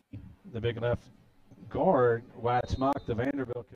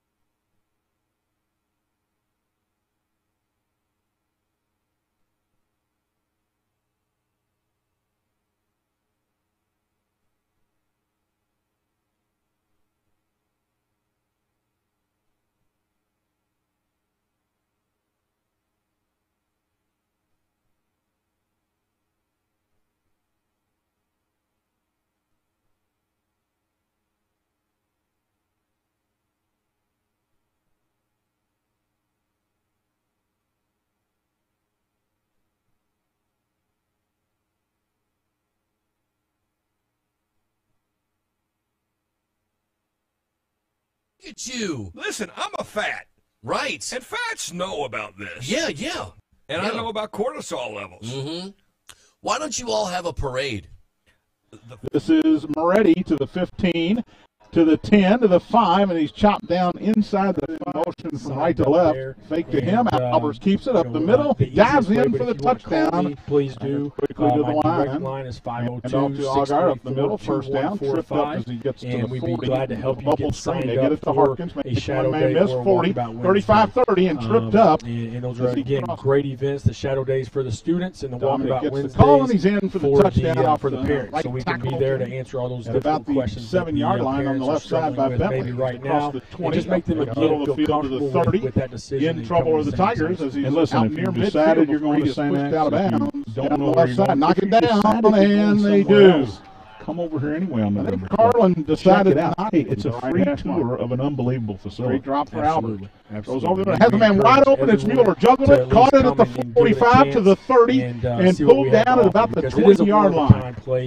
It's a very special place, and all the opportunities we have for they will go. So coming up here at halftime, right, this is kind of a tackle. Breaks one tackle to 15 to the 10 to the 5, touchdown. St. X Tigers. Exactly.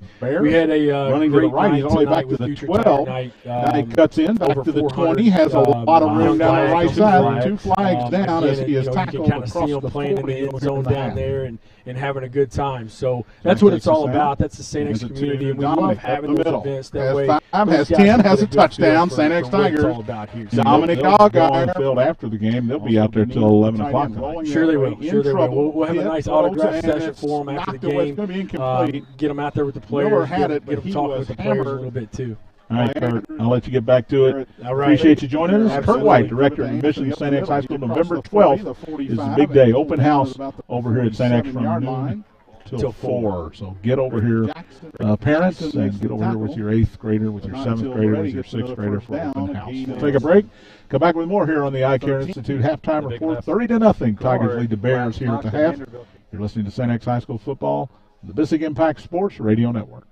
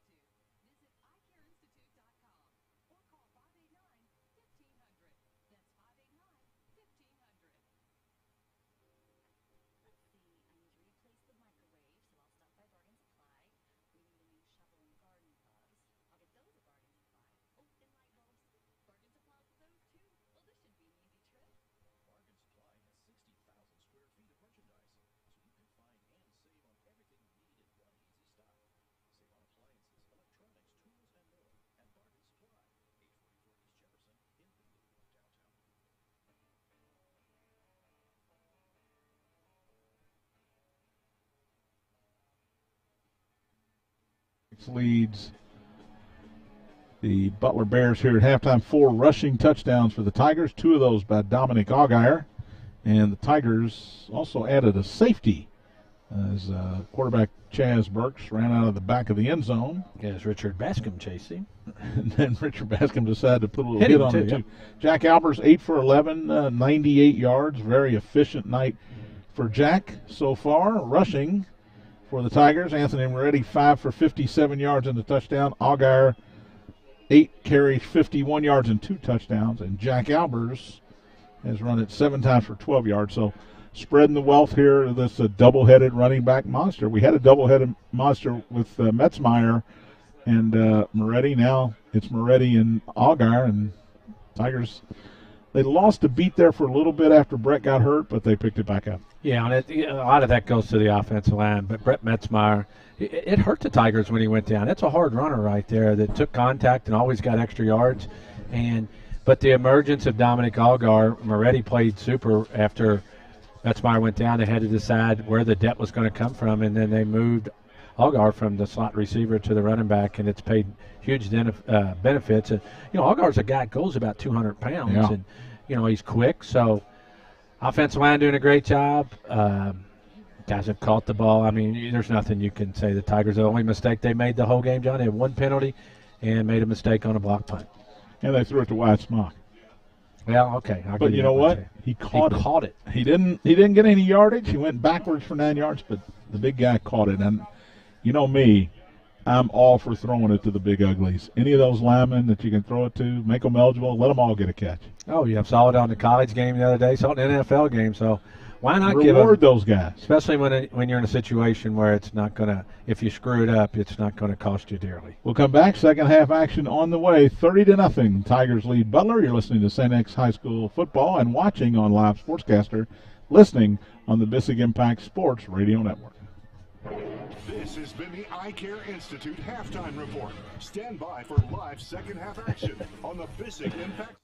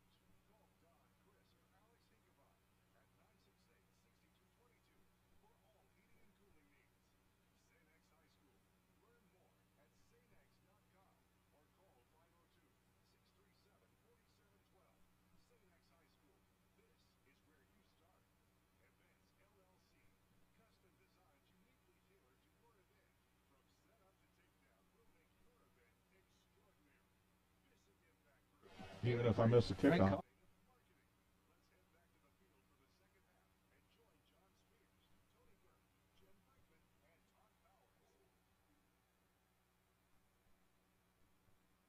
As we rarely do this, but we timed that one out perfect. Ready for second half action. Frank Caldwell will kick it away for the Butler Bears. 30 to nothing. St. X with the lead over Butler. Andre Coleman, Miles Harris, and Cameron Garrett go deep for the Tigers. First official kickoff of the night. They did have a free kick after a safety, but Caldwell puts the toe into it, and it is going to land about 5 yards out of bounds at the 15-yard line, and the Tigers will start. As it's a kick out of bounds, and I believe they'll start at the 35-yard line. I believe you're correct, John. The Tigers offense rolled in the first half, and they will start from their own 35. And Keegan Sullivan, Tony, will get the first snaps here at quarterback, the junior. And, John, I think this is a great idea. I had this conversation with my dad earlier that, he's a really good quarterback, and he hasn't seen the field very often because the games have been tight. And he's seen it with the starters. Crum, Mueller, Garrett are in at receiver. Moretti is the running back, and Varga is the H-back. Keegan will hand it to Moretti, running right into the middle of the line, tripped up as he crossed the 35. We'll give him 2 to the 37. It's second down and 10, or second and 8, excuse me. Well, Keegan Bradley, I knew I was going to say. He's a great golfer. Keegan Sullivan, his strength is throwing the ball, and he has great touch and great arm strength. Not the runner that Albers is, probably a little bit of thrower. So the junior has got the reins. 6'1", 170-pounder, takes the snap. Play action, rolling left, in trouble, steps up into the pocket. Now he's got some room, and he'll throw it, a missile, and it's caught at the 42 by Crum, who breaks a tackle, and he is gone. No flags. Will Crum, a 63-yard bear down into the pocket. Catch and run, and the Butler Bear is down back at the St. X 30-yard line. By Crum, who breaks a tackle, and he is gone. Get to the running clock, and he got to it in 42 seconds.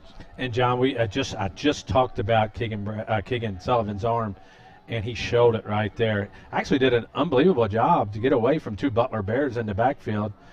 And all the way down the field is Will Crum, fights off a guy, and goes in for the Tiger touchdown. But we do have a Bear down, and it is number 35, John. See, it's hard to see up here. Which Caleris Graves. Yeah, he'll go both ways as a receiver, but mostly defensive end. 5'11", 200-pound senior. That is and Will Crum should have been tackled at the 40, but once he got out of that one, he was gone. 63 yards on the catch and run. And you said it right. Sullivan avoided the pressure, stepped up into the pocket, looked like he might take off running. He had all kinds of room. And then he threw a rocket on the money. Right on the money, too. It's not that he threw a rocket. He threw it right where Will Crum wanted it, as Will Crum came back across the field and then got down there. Jim Brinkman, we think it's a great idea here to get Sullivan in with the starters, and he shows what he can do right off the bat. Yeah, when you look at that offense, the way it's equipped, I mean, you have a bunch of juniors which are very talented. We think that Bryson Harkins is – has always shown that he's one of the most talented receivers that we have. You have Anthony Moretti that's coming back as a junior. You have Andre Coleman, I believe, is a junior. Yep. You have Johnston, 84, the wide out that's a receiver. You have Sullivan, just showed that he can step in immediately, and keep the offense going. So, I mean, future is bright. But, I don't want to tell people don't come to open house since you did the interview at halftime. But, the future is bright for next year. Yeah, and you mentioned Zach Johnston. He is also out with injury tonight, but he is, of course, expected back next week, too. Schaffner and Johnston just nicked up a little bit, both of those guys, so expect them both back in the next week or so. And then also Ryan Dobson, a guy who we saw had the dislocated kneecap patella. They put it back in at the Trinity game.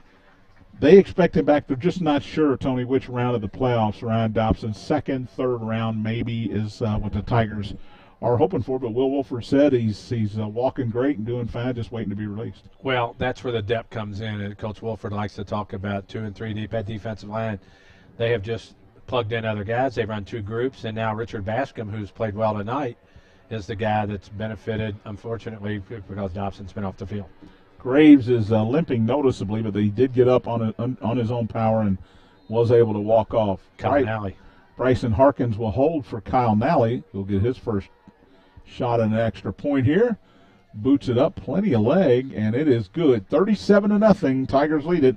11:18 to go in the third quarter. You're listening to St. X High School football on the Bissig Impact Sports Radio Network.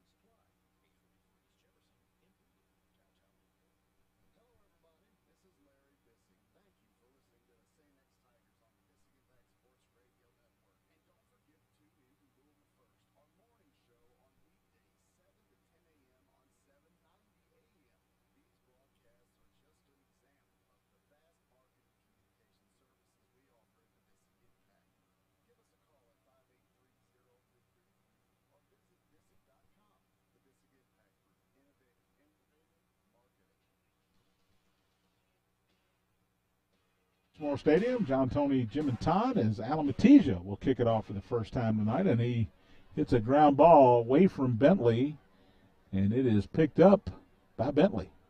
So they didn't get it away from Bentley enough. And it actually got through all those guys that Alametitia was trying to kick it at, got to Bentley. He returns it to the 38. And Butler will start first and 10 there. 37-0, and Tony, we got a running clock. Jackson Bunning and Victor George in on that tackle. That's the second group kickoff team. Give those guys credit. But, yes, running clock, early third quarter, 37-0 Tigers. So you got Houlihan along with Archer, Shepard. They're in at linebacker. First down. Burks wants to throw. Quick one to the right. It is caught, hit, and dropped immediately. Jake Archer on the tackle. Catch was made by Frank Bentley out near the 45-yard line. Actually, they'll give him the 45. It's a gain of 7. Second down and 3. Nathan Pike in to help. Jake Archer on the tackle. Butler gets the ball out to the 45-yard line. And John, just really surprising that the Tigers just swarmed the Butler Bears early in this game, and it's been lopsided since early. Skrodsky's in at linebacker. Ben Thompson on the defensive line. Second down and 3. Jet sweep. Running to the left, now cutting back. The ball is loose, and I think the Tigers have it. They do, John. James Shepard with the play, but Michael Houlihan. No, that is Hardnett. That's Hardnett, yeah. They're giving credit to Ben Thompson. The wrong person. Matthew Hartnett actually yes, I was watching came out of there with the football. That's what I just want to thank Tim Brand and a great job that they do. Oh, what a great job. To have a replay. We have a monitor in front of us and replay in high definition, which is awesome. So the Tigers with some different offensive linemen, some different players in there. Miles Harris is in at running back. He'll take the handoff from Sullivan. Crosses the 45, which was the line of scrimmage. Fights his way to about the 42. A gain of 3 for Miles Harris, his first carry of the night. Jake Schoen leading the way from H-back with a nice block. As we see the offensive line, I'm going to give you the names of who's in there. I know that's Knable at center. It's Ben Chambers at a guard. Also Brendan Hart on this side, and I'm going to give you the guys on the other side here in just a minute. Hummel's at the left tackle. And Cade Parham. And Cade Parham, here we go. Is, the left guard. Love watching them. Tom Bentley. Give him credit. Tom Bentley is in at receiver along with Coleman and Harkins. Coleman in motion. They'll give it to him on the jet sweep, running to the right. Got a lot of black jerseys in front of him. Close to the first down as he's tackled by the St. X sideline. As they kind of forced out of bounds over there. But it is enough for a first down at the 34-yard line. Gain of 7 for Andre Coleman. He's a jet sweep got guy. some speed. Well, what they did is when they actually ran to the short side of the field, which actually was not a benefit for Andre Coleman because you made the call right. The out of bounds actually made the play. Jordan Morrow is in as well at the H-back. And as I found out after 8 weeks, the long snapper. Miles Harris is the lone running back. He'll get the call, running right, breaks out of one tackle in the backfield. He'll get maybe a yard to the 33-yard line. Lucky for Miles Harris not to lose yardage there. It'll be 2nd and 9. Yeah, Kayron Anderson came from a blitz from middle linebacker, and Miles Harris did an excellent job to kind of fight him off to get positive yards. So 2nd and 10 Tigers as they lead 37-0 here. Running clock with 7:20 left in the third quarter. Trinity with a running clock as well. They lead Ballard now 42-0. And at halftime from PRP leads Scott County leads PRP 41-7. 48-7. Oh, I gave him. I just heard him a point. Sullivan pitches it on the option to Harris this time. Cuts inside, gets a block from Morrow, fights his way for a yard down to the 32-yard line. Good pursuit by the Bears defense there. And that'll bring up a 3rd and 8 for the Tigers. 6:49 to go in the quarter. It is 37-0 in favor of St. X. Couple seniors on that offensive line, and Hart and Chambers, but the other 3 guys are juniors. And out tonight, I saw in a boot down there was Parker Knoll, who's actually played a little more. Him and Hummel, as juniors, have played more than anybody. But Knable, the center, and Parham are juniors. 3rd and 8, 3 receivers in the pattern here. Harris still in the backfield. They fake the pitch. Sullivan wants to throw. Now he throws it to Harris. He turns and looks at a team picture of the Butler defense and is tackled for a loss back at the 35. They'll give him the 33, so it's going to be a loss of a yard on the play, and it'll be 4th down for the Tigers. And that's a tough play, John, for the Tigers when you're in 3rd and 8 and you're up 37. You want to throw it, but you don't. And what happened was that Sullivan looked down the field and didn't have anybody, so he just flared it out to Miles Harris, and a lot of Bears in that neighborhood. Yeah, he wanted to throw it down the field. And are they going to try a field goal here? No, it looks like Matija is going to be doing the punting. I saw Matija running on, and I thought, oh, field goal. That would have been a 50-yarder.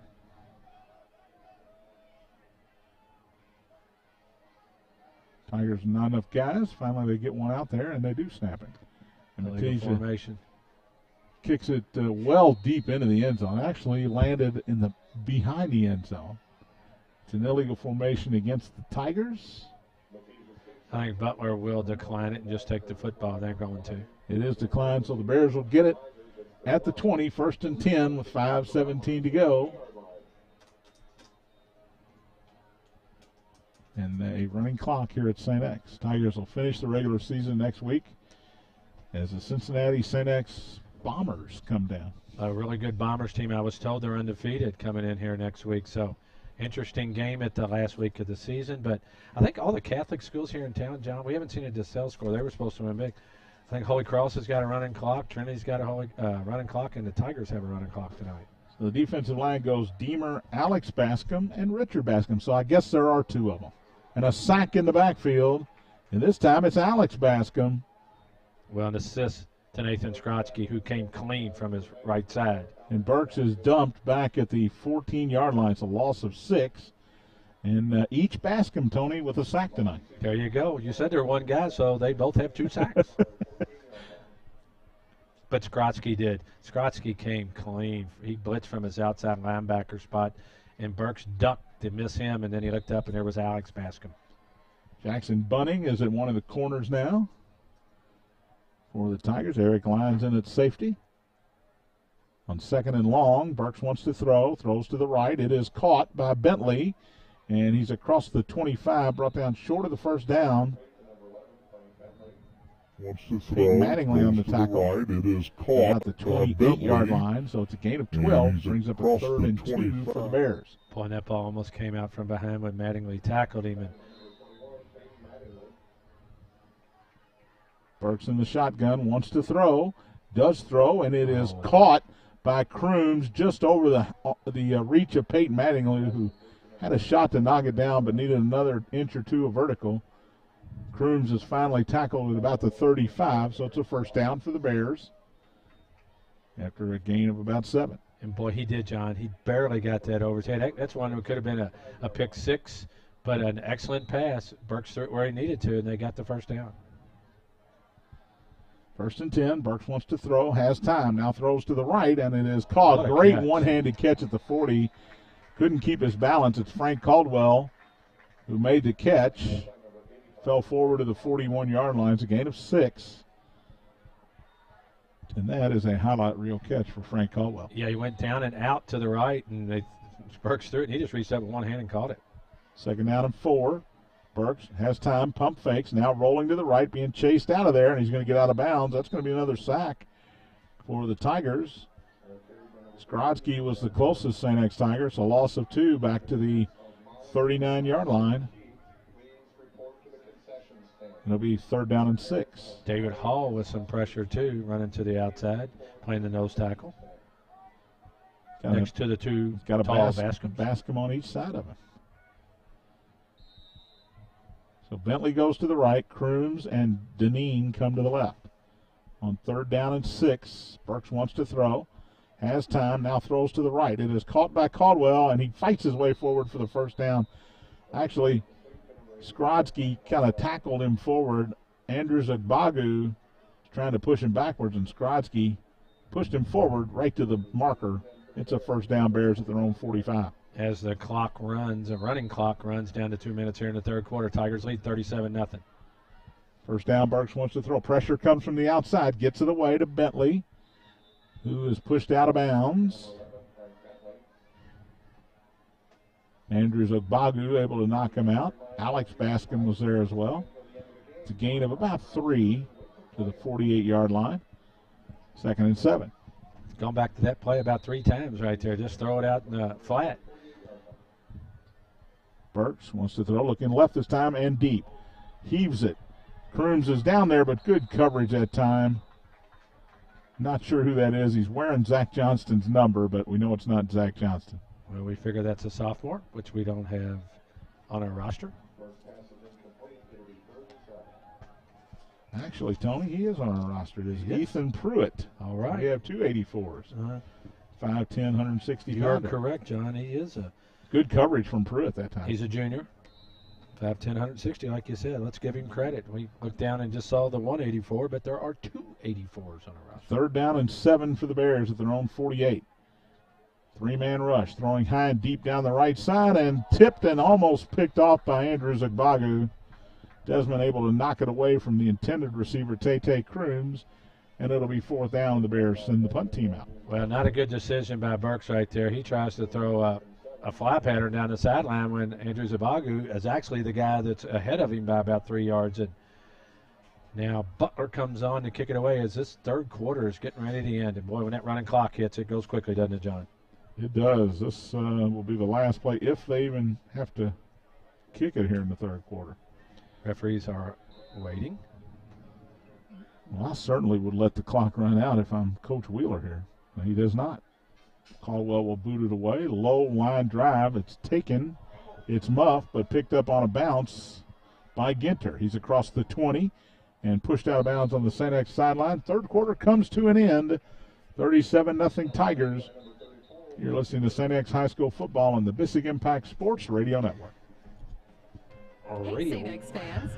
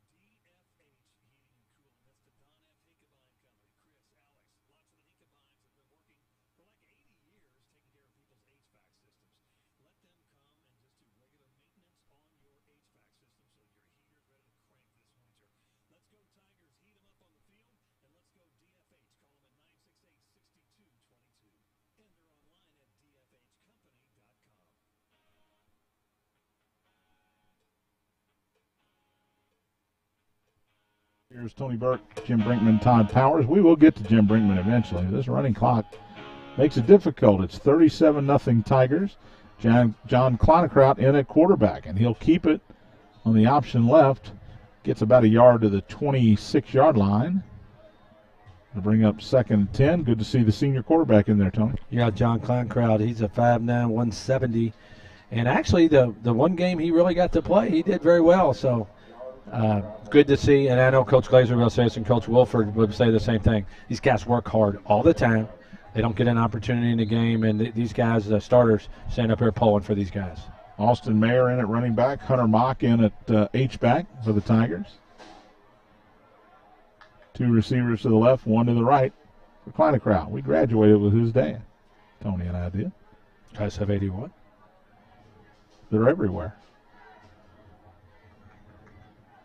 Man in motion, and it's a jet sweep running right across the 30. Pushed out of bounds on the Butler sideline. Short of the first down marker by a couple, but it's a positive gain of about 6 yards for Gapin. Good blocking from his receiver friends. Actually, before that, Gapin was averaging 13 yards a carry. It kills him. He had 1 carry before that. 6-yard gain kills him. 3rd down 3, ball at the 32-yard line. Lewis Wolves, wide receiver, comes wide to the left. Drew Spencer. Keep him rolling. Goes to the right, along with Gapin on 3rd and 3. Butler showing blitz. Kleinkraut fakes it to Mayer, rolls left, wants to throw, throws over the middle, and incomplete. And there's a flag. I thought a little bit of a hold on the defender. Drew Spencer was the intended receiver, but could only get one arm away from the defensive back.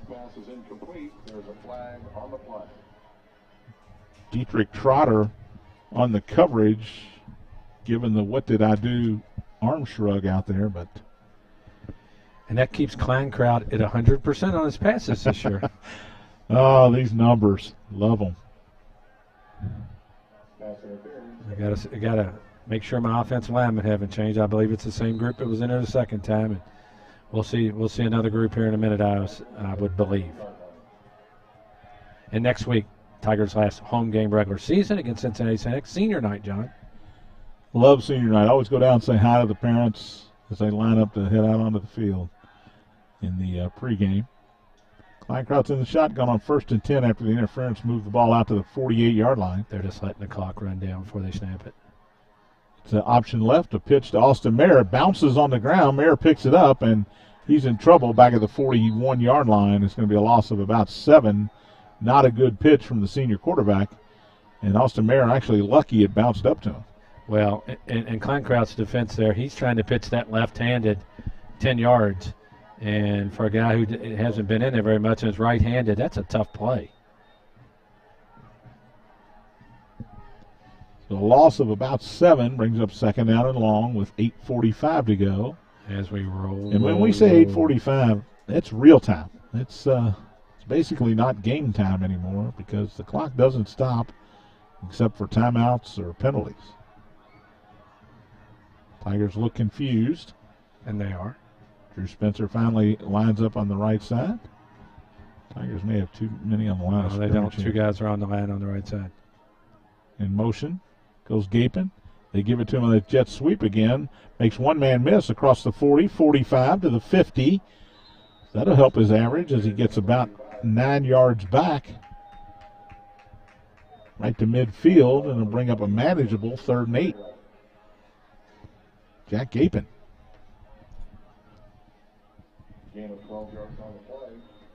Don't forget Tiger Soccer tomorrow. Regional championship out of Christian Academy. St. X, number 1 in the state. Ballard, number 2. They'll decide the regional champion tomorrow at 6:30 out of Christian Academy. So get out there, Tiger fans. Support Andy Schulten's team. Thanks to Andy for coming on in the pregame with us tonight. Well, John, the Tiger coaching have got to be careful with some of these offensive guys that haven't gotten in the game with this running clock. You need to get them in now. 3rd down and 8. Kleinkraut takes this high snap. Fake it to Merritt. John keeps it, running up the middle. He gets about 3, maybe 5 now as he's pushed forward to the 45, maybe the 44. Give that offensive line a lot of credit. They mixed it up after there was just a pile, and you had some guys just pushing forward. They give him the 44, brings up 4th and 2. Tiger offense will stay on the field. It looks like a Klein fest in here. Kevin's got the boys. What's up, fellas? They're enjoying the screen here with me, the replay screen, the monitor here. Coach Kevin Klein getting ready for some hoops.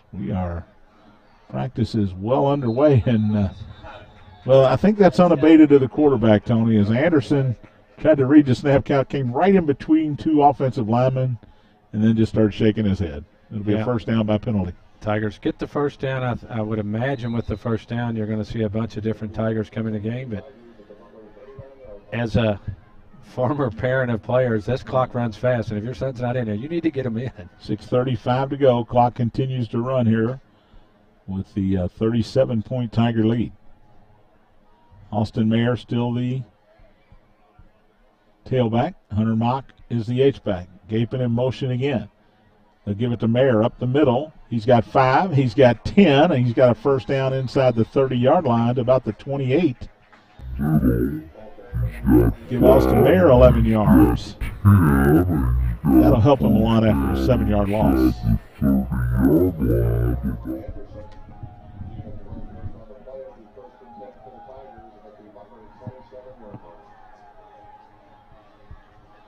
And here come a couple new offensive linemen in for the Tigers. First down at the 27, 5:43 to go. Folks, we told you it was going to go quick here in this fourth quarter.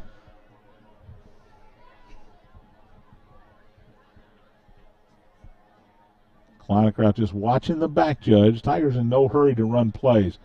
They were running about 3 plays in the time it's taken them to run 1 back in the first half. Here's Mayer again, up the middle, hit at the line of scrimmage, bounces off one man who is still down. That was a collision at about the 27-yard line. Slow to get up. The clock is a Bear. We'll take a break with 5:10 to go. 37-0 Tigers. You're listening to St. X High School football on the Bissig Impact Sports Radio Network.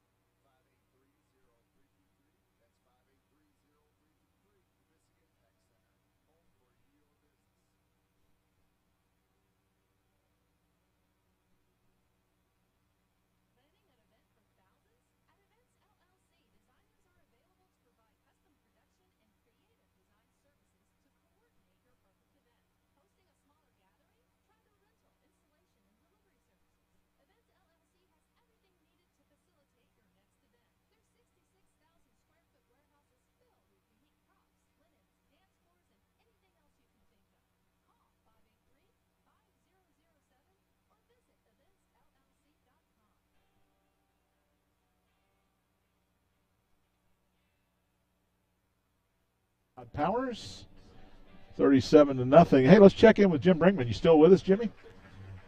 Yes, I am. All as right. a matter of fact, hey, didn't know if you'd left. Yeah, while the injury's going on and the injured player is walking off, since it is future Tiger Night, I wanted to give a shout out to some of the past Tigers. I happen to know that the center homecoming is this weekend. Oh, there you go. And we also have some past Tigers. Jalen Hibbs, Ryan Askin, Kyle Oliver, Connor Barnes, Lowell Brown, Davis Canapel, Sam Gray, and Ben Logston. Boy, we got a lot of center players that used to wear the green and gold. Good call, Jimmy. Second down and about 8. Kleinecroft keeps it on the fake the pitch that time to Mayer. Got across the 25, down about the 21, so we'll give him 4 more yards. The injured Bear was Vic Sarver, the linebacker, and finally was able to get up and walk off under his own power, but that was a collision between he and Mayer on the previous play. Well, Bryce Donlin and J.C. Bayline are in the game for the Tigers, too. I think that's all the offensive linemen the Tigers have, so everybody's been in on the offensive line and try to keep these numbers and names going for you. 3rd and 4. Tigers try to score with this third team. Pitch to Mayer, running right. A flag comes down as he gets the first down, but I think this one's going to come back. It's thrown in the area of holding. Mayer got down to the 14-yard line before he was knocked out of bounds, but I think this one's going to come back, Tony. Yeah, John, where that pitch was. It's that quick pitch to the outside that we've seen the Tigers use very well tonight. And they tried again. It will be a holding at the 19-yard line. So Tigers push back. Clock stops on, of course, the penalty. 3:56 to go now. PRP scores on a 93-yard run by Dwayne Hall, and they trail 48-14 out at PRP to Scott County.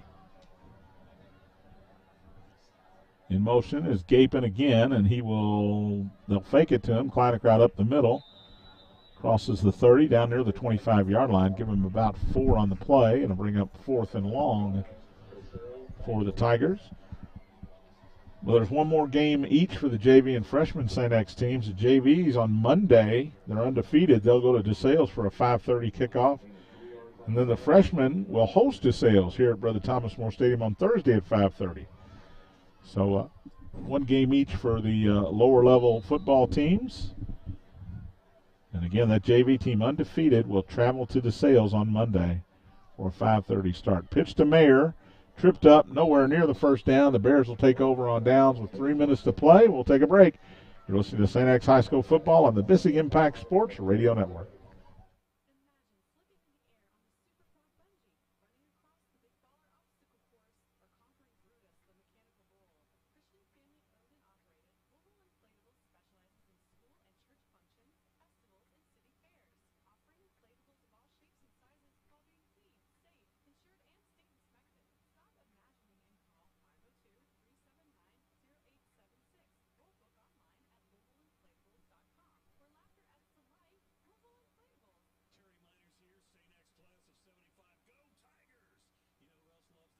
Internet people, just run it up the middle here. And we got, I'm going to let you get some numbers. Ethan Stacy on the tackle. Taking care of people's HVAC systems. I'm going to start throwing names and numbers at you. All right, that's fair enough. Jack Kane in there. Trevor Amback in at linebacker. Ben Thompson. David Hall on the tackle. We've called his name. He'll come out now, will David Hall. Back at Brother Thomas More Stadium. Butler gets about 5 yards on first down. Burks will throw it high and deep in the middle of the field, looking for Caldwell. Good defense by the Tigers there. Going up and separating Caldwell from the ball was Ryan Skeeters, the defensive back. Good position for Skeeters. They will knock it away. 1:30 to play. Got another bear down, John. 3rd down and 5, and that'll stop the clock. Is that Burks? And we will take a quick break. You're listening to St. X High School football on the Bissing Impact Sports Radio Network.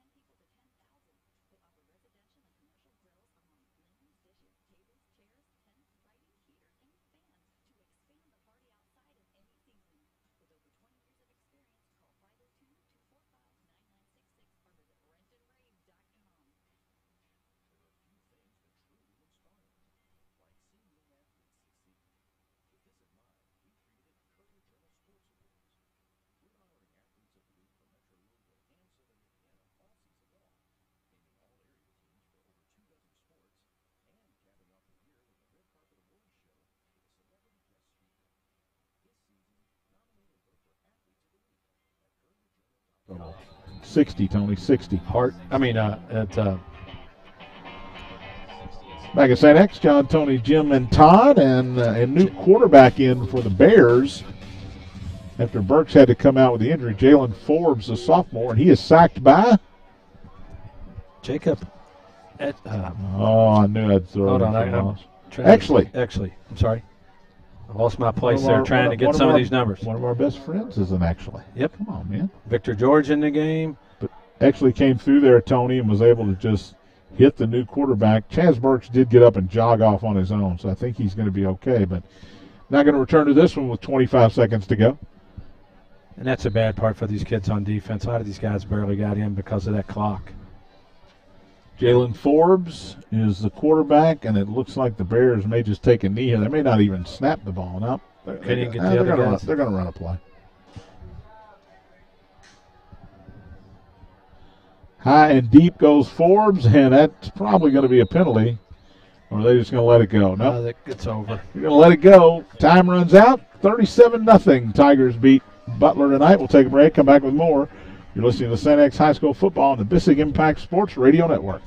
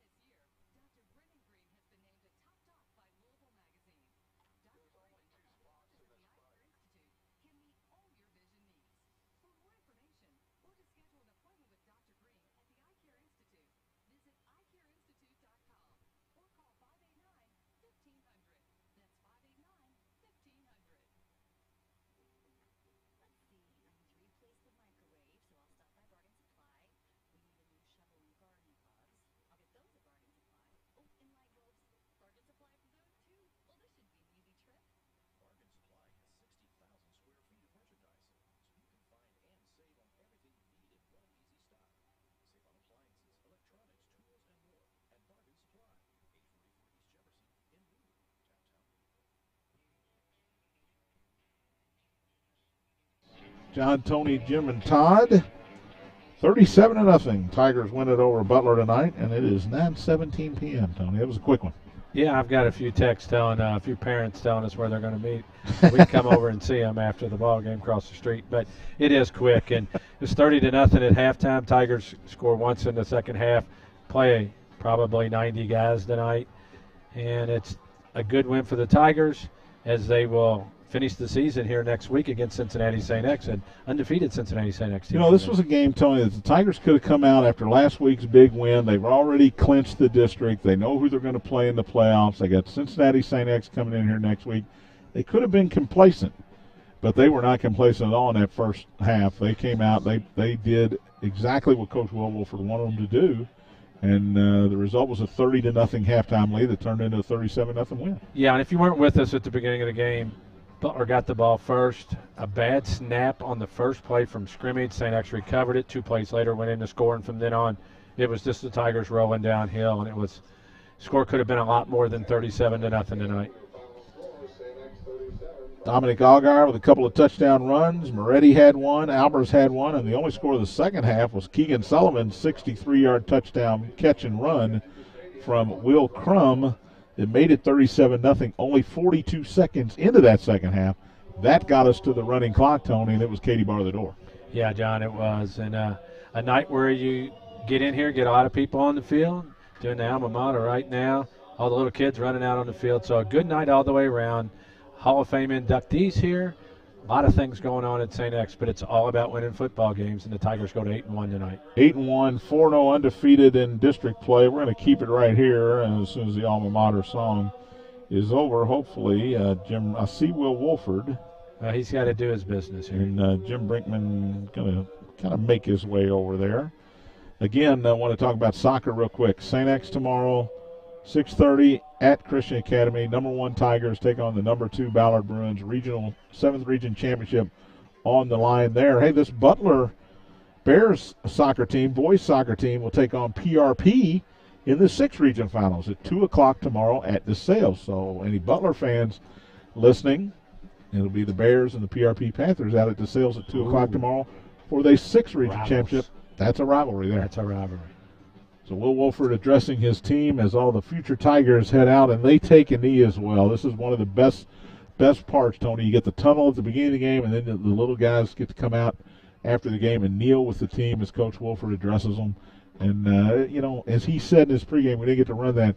It's a big deal for these little guys. It's kind of like heading out on Papa John's Cardinal Stadium. Yeah, you get to sign autographs. They don't even know who they're getting, but they'll take them all and take them home. And, John, a score from down the street at Old Tiger Stadium. Mail has scored and gone up 27-6 on Manual.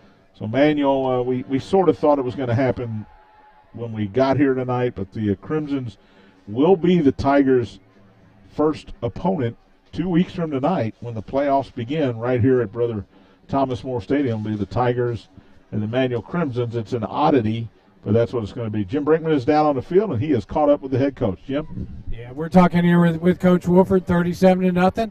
You know, 2 shutouts in a row. You know, going into this game, Butler's a pretty good football team. It was kind of a trap game because we beat Mail, and Mail was ranked ahead of us, and it was probably 50-50 on people who thought we could win or not.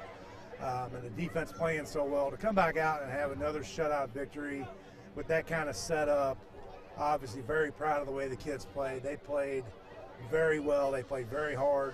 That was a great night. I know you know this answer. How many people played for St. X tonight? We ended up dressing 99, so 99 played. It was a great night. Yeah, that's great. In front of you is Week 10, the number 3 ranked in the nation, St. X Bombers. Any thoughts about them?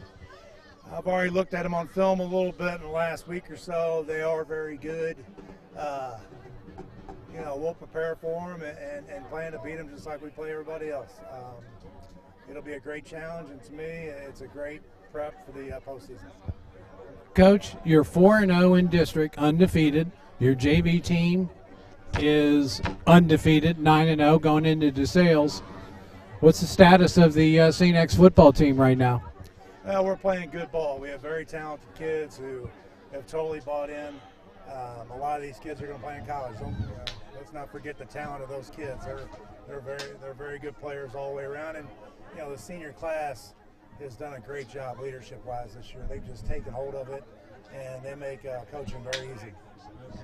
All right, we appreciate it. That's Coach Wolford, 37-0, clinching the district undefeated. And we will come back with the Eye Care Institute post-game report. Thank you, Jimmy. 37-0, as Jim said. Tigers win it tonight. We'll be right back. You're listening to St. X High School football on the Bissig Impact Sports Radio Network.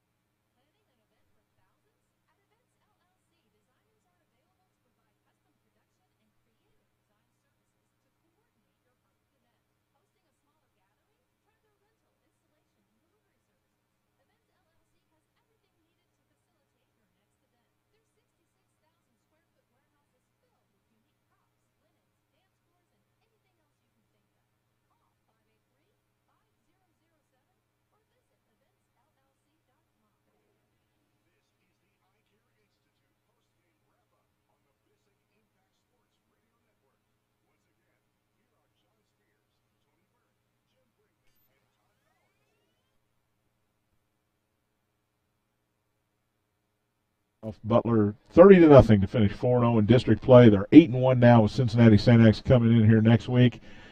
We certainly expected the Tigers to dominate this game and win it tonight, Tony, but the quickness in which they got the start they needed, they led this game 21-0 after the first quarter. It was 30-0 soon thereafter, and they never looked back. The defense looked every bit as solid as it did last week. Yeah, 2 shutouts back-to-back is great job, but you're right, John. They dominated this game early.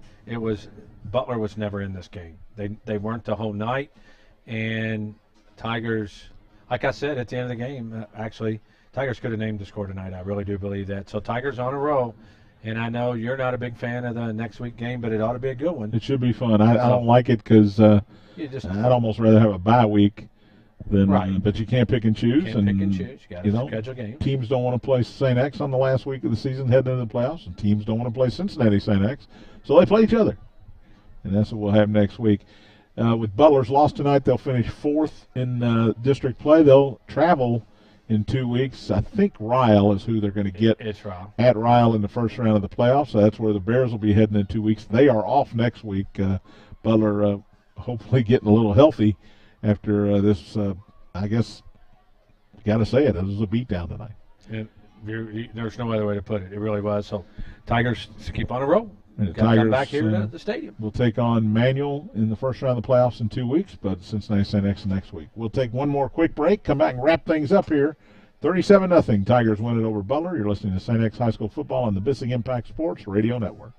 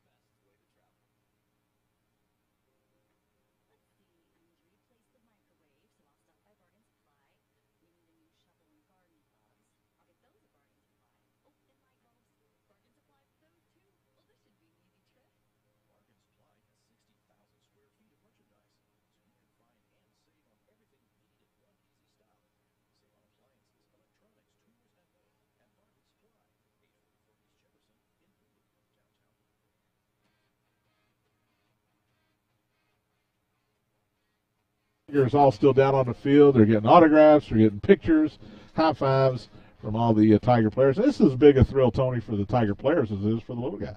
Yeah, it actually makes him big time tonight. You know, you get to sign shirts, sign programs. I know when my son was over here, he would always go out there and come home and ask me who the autographs were. But sometimes, like we said earlier, these little kids look up to these kids, and they are kids, both of them. Little kids out there looking at other kids, and a great thing that St. X does, and it's great for the fans, great for the parents, and for the kids. And Tigers dominate tonight over Butler 37-0. We will be back on the air next week at our normal 7:05 start time for the Eye Care Institute pregame reports. The Tigers take on the Bombers from Cincinnati St. X, final regular season game of the year, and the third in a row here at Brother Thomas More Stadium. Tigers, if all things go as we hope, they'll have 7 consecutive home games before that state championship at Kroger Field in Lexington. I want to thank Kevin O'Neill for producing back in the studio. Thank you, Kevin. for Todd Powers and his amazing statistical prowess. Jim Brinkman down on the field. For Tony Burke on color, this is John Spears saying so long from Brother Thomas More Stadium. Final score once again tonight, St. X 37 and Butler nothing. You've been listening to St. X High School Football on the Bissig Impact Sports Radio Network. Hello, everybody.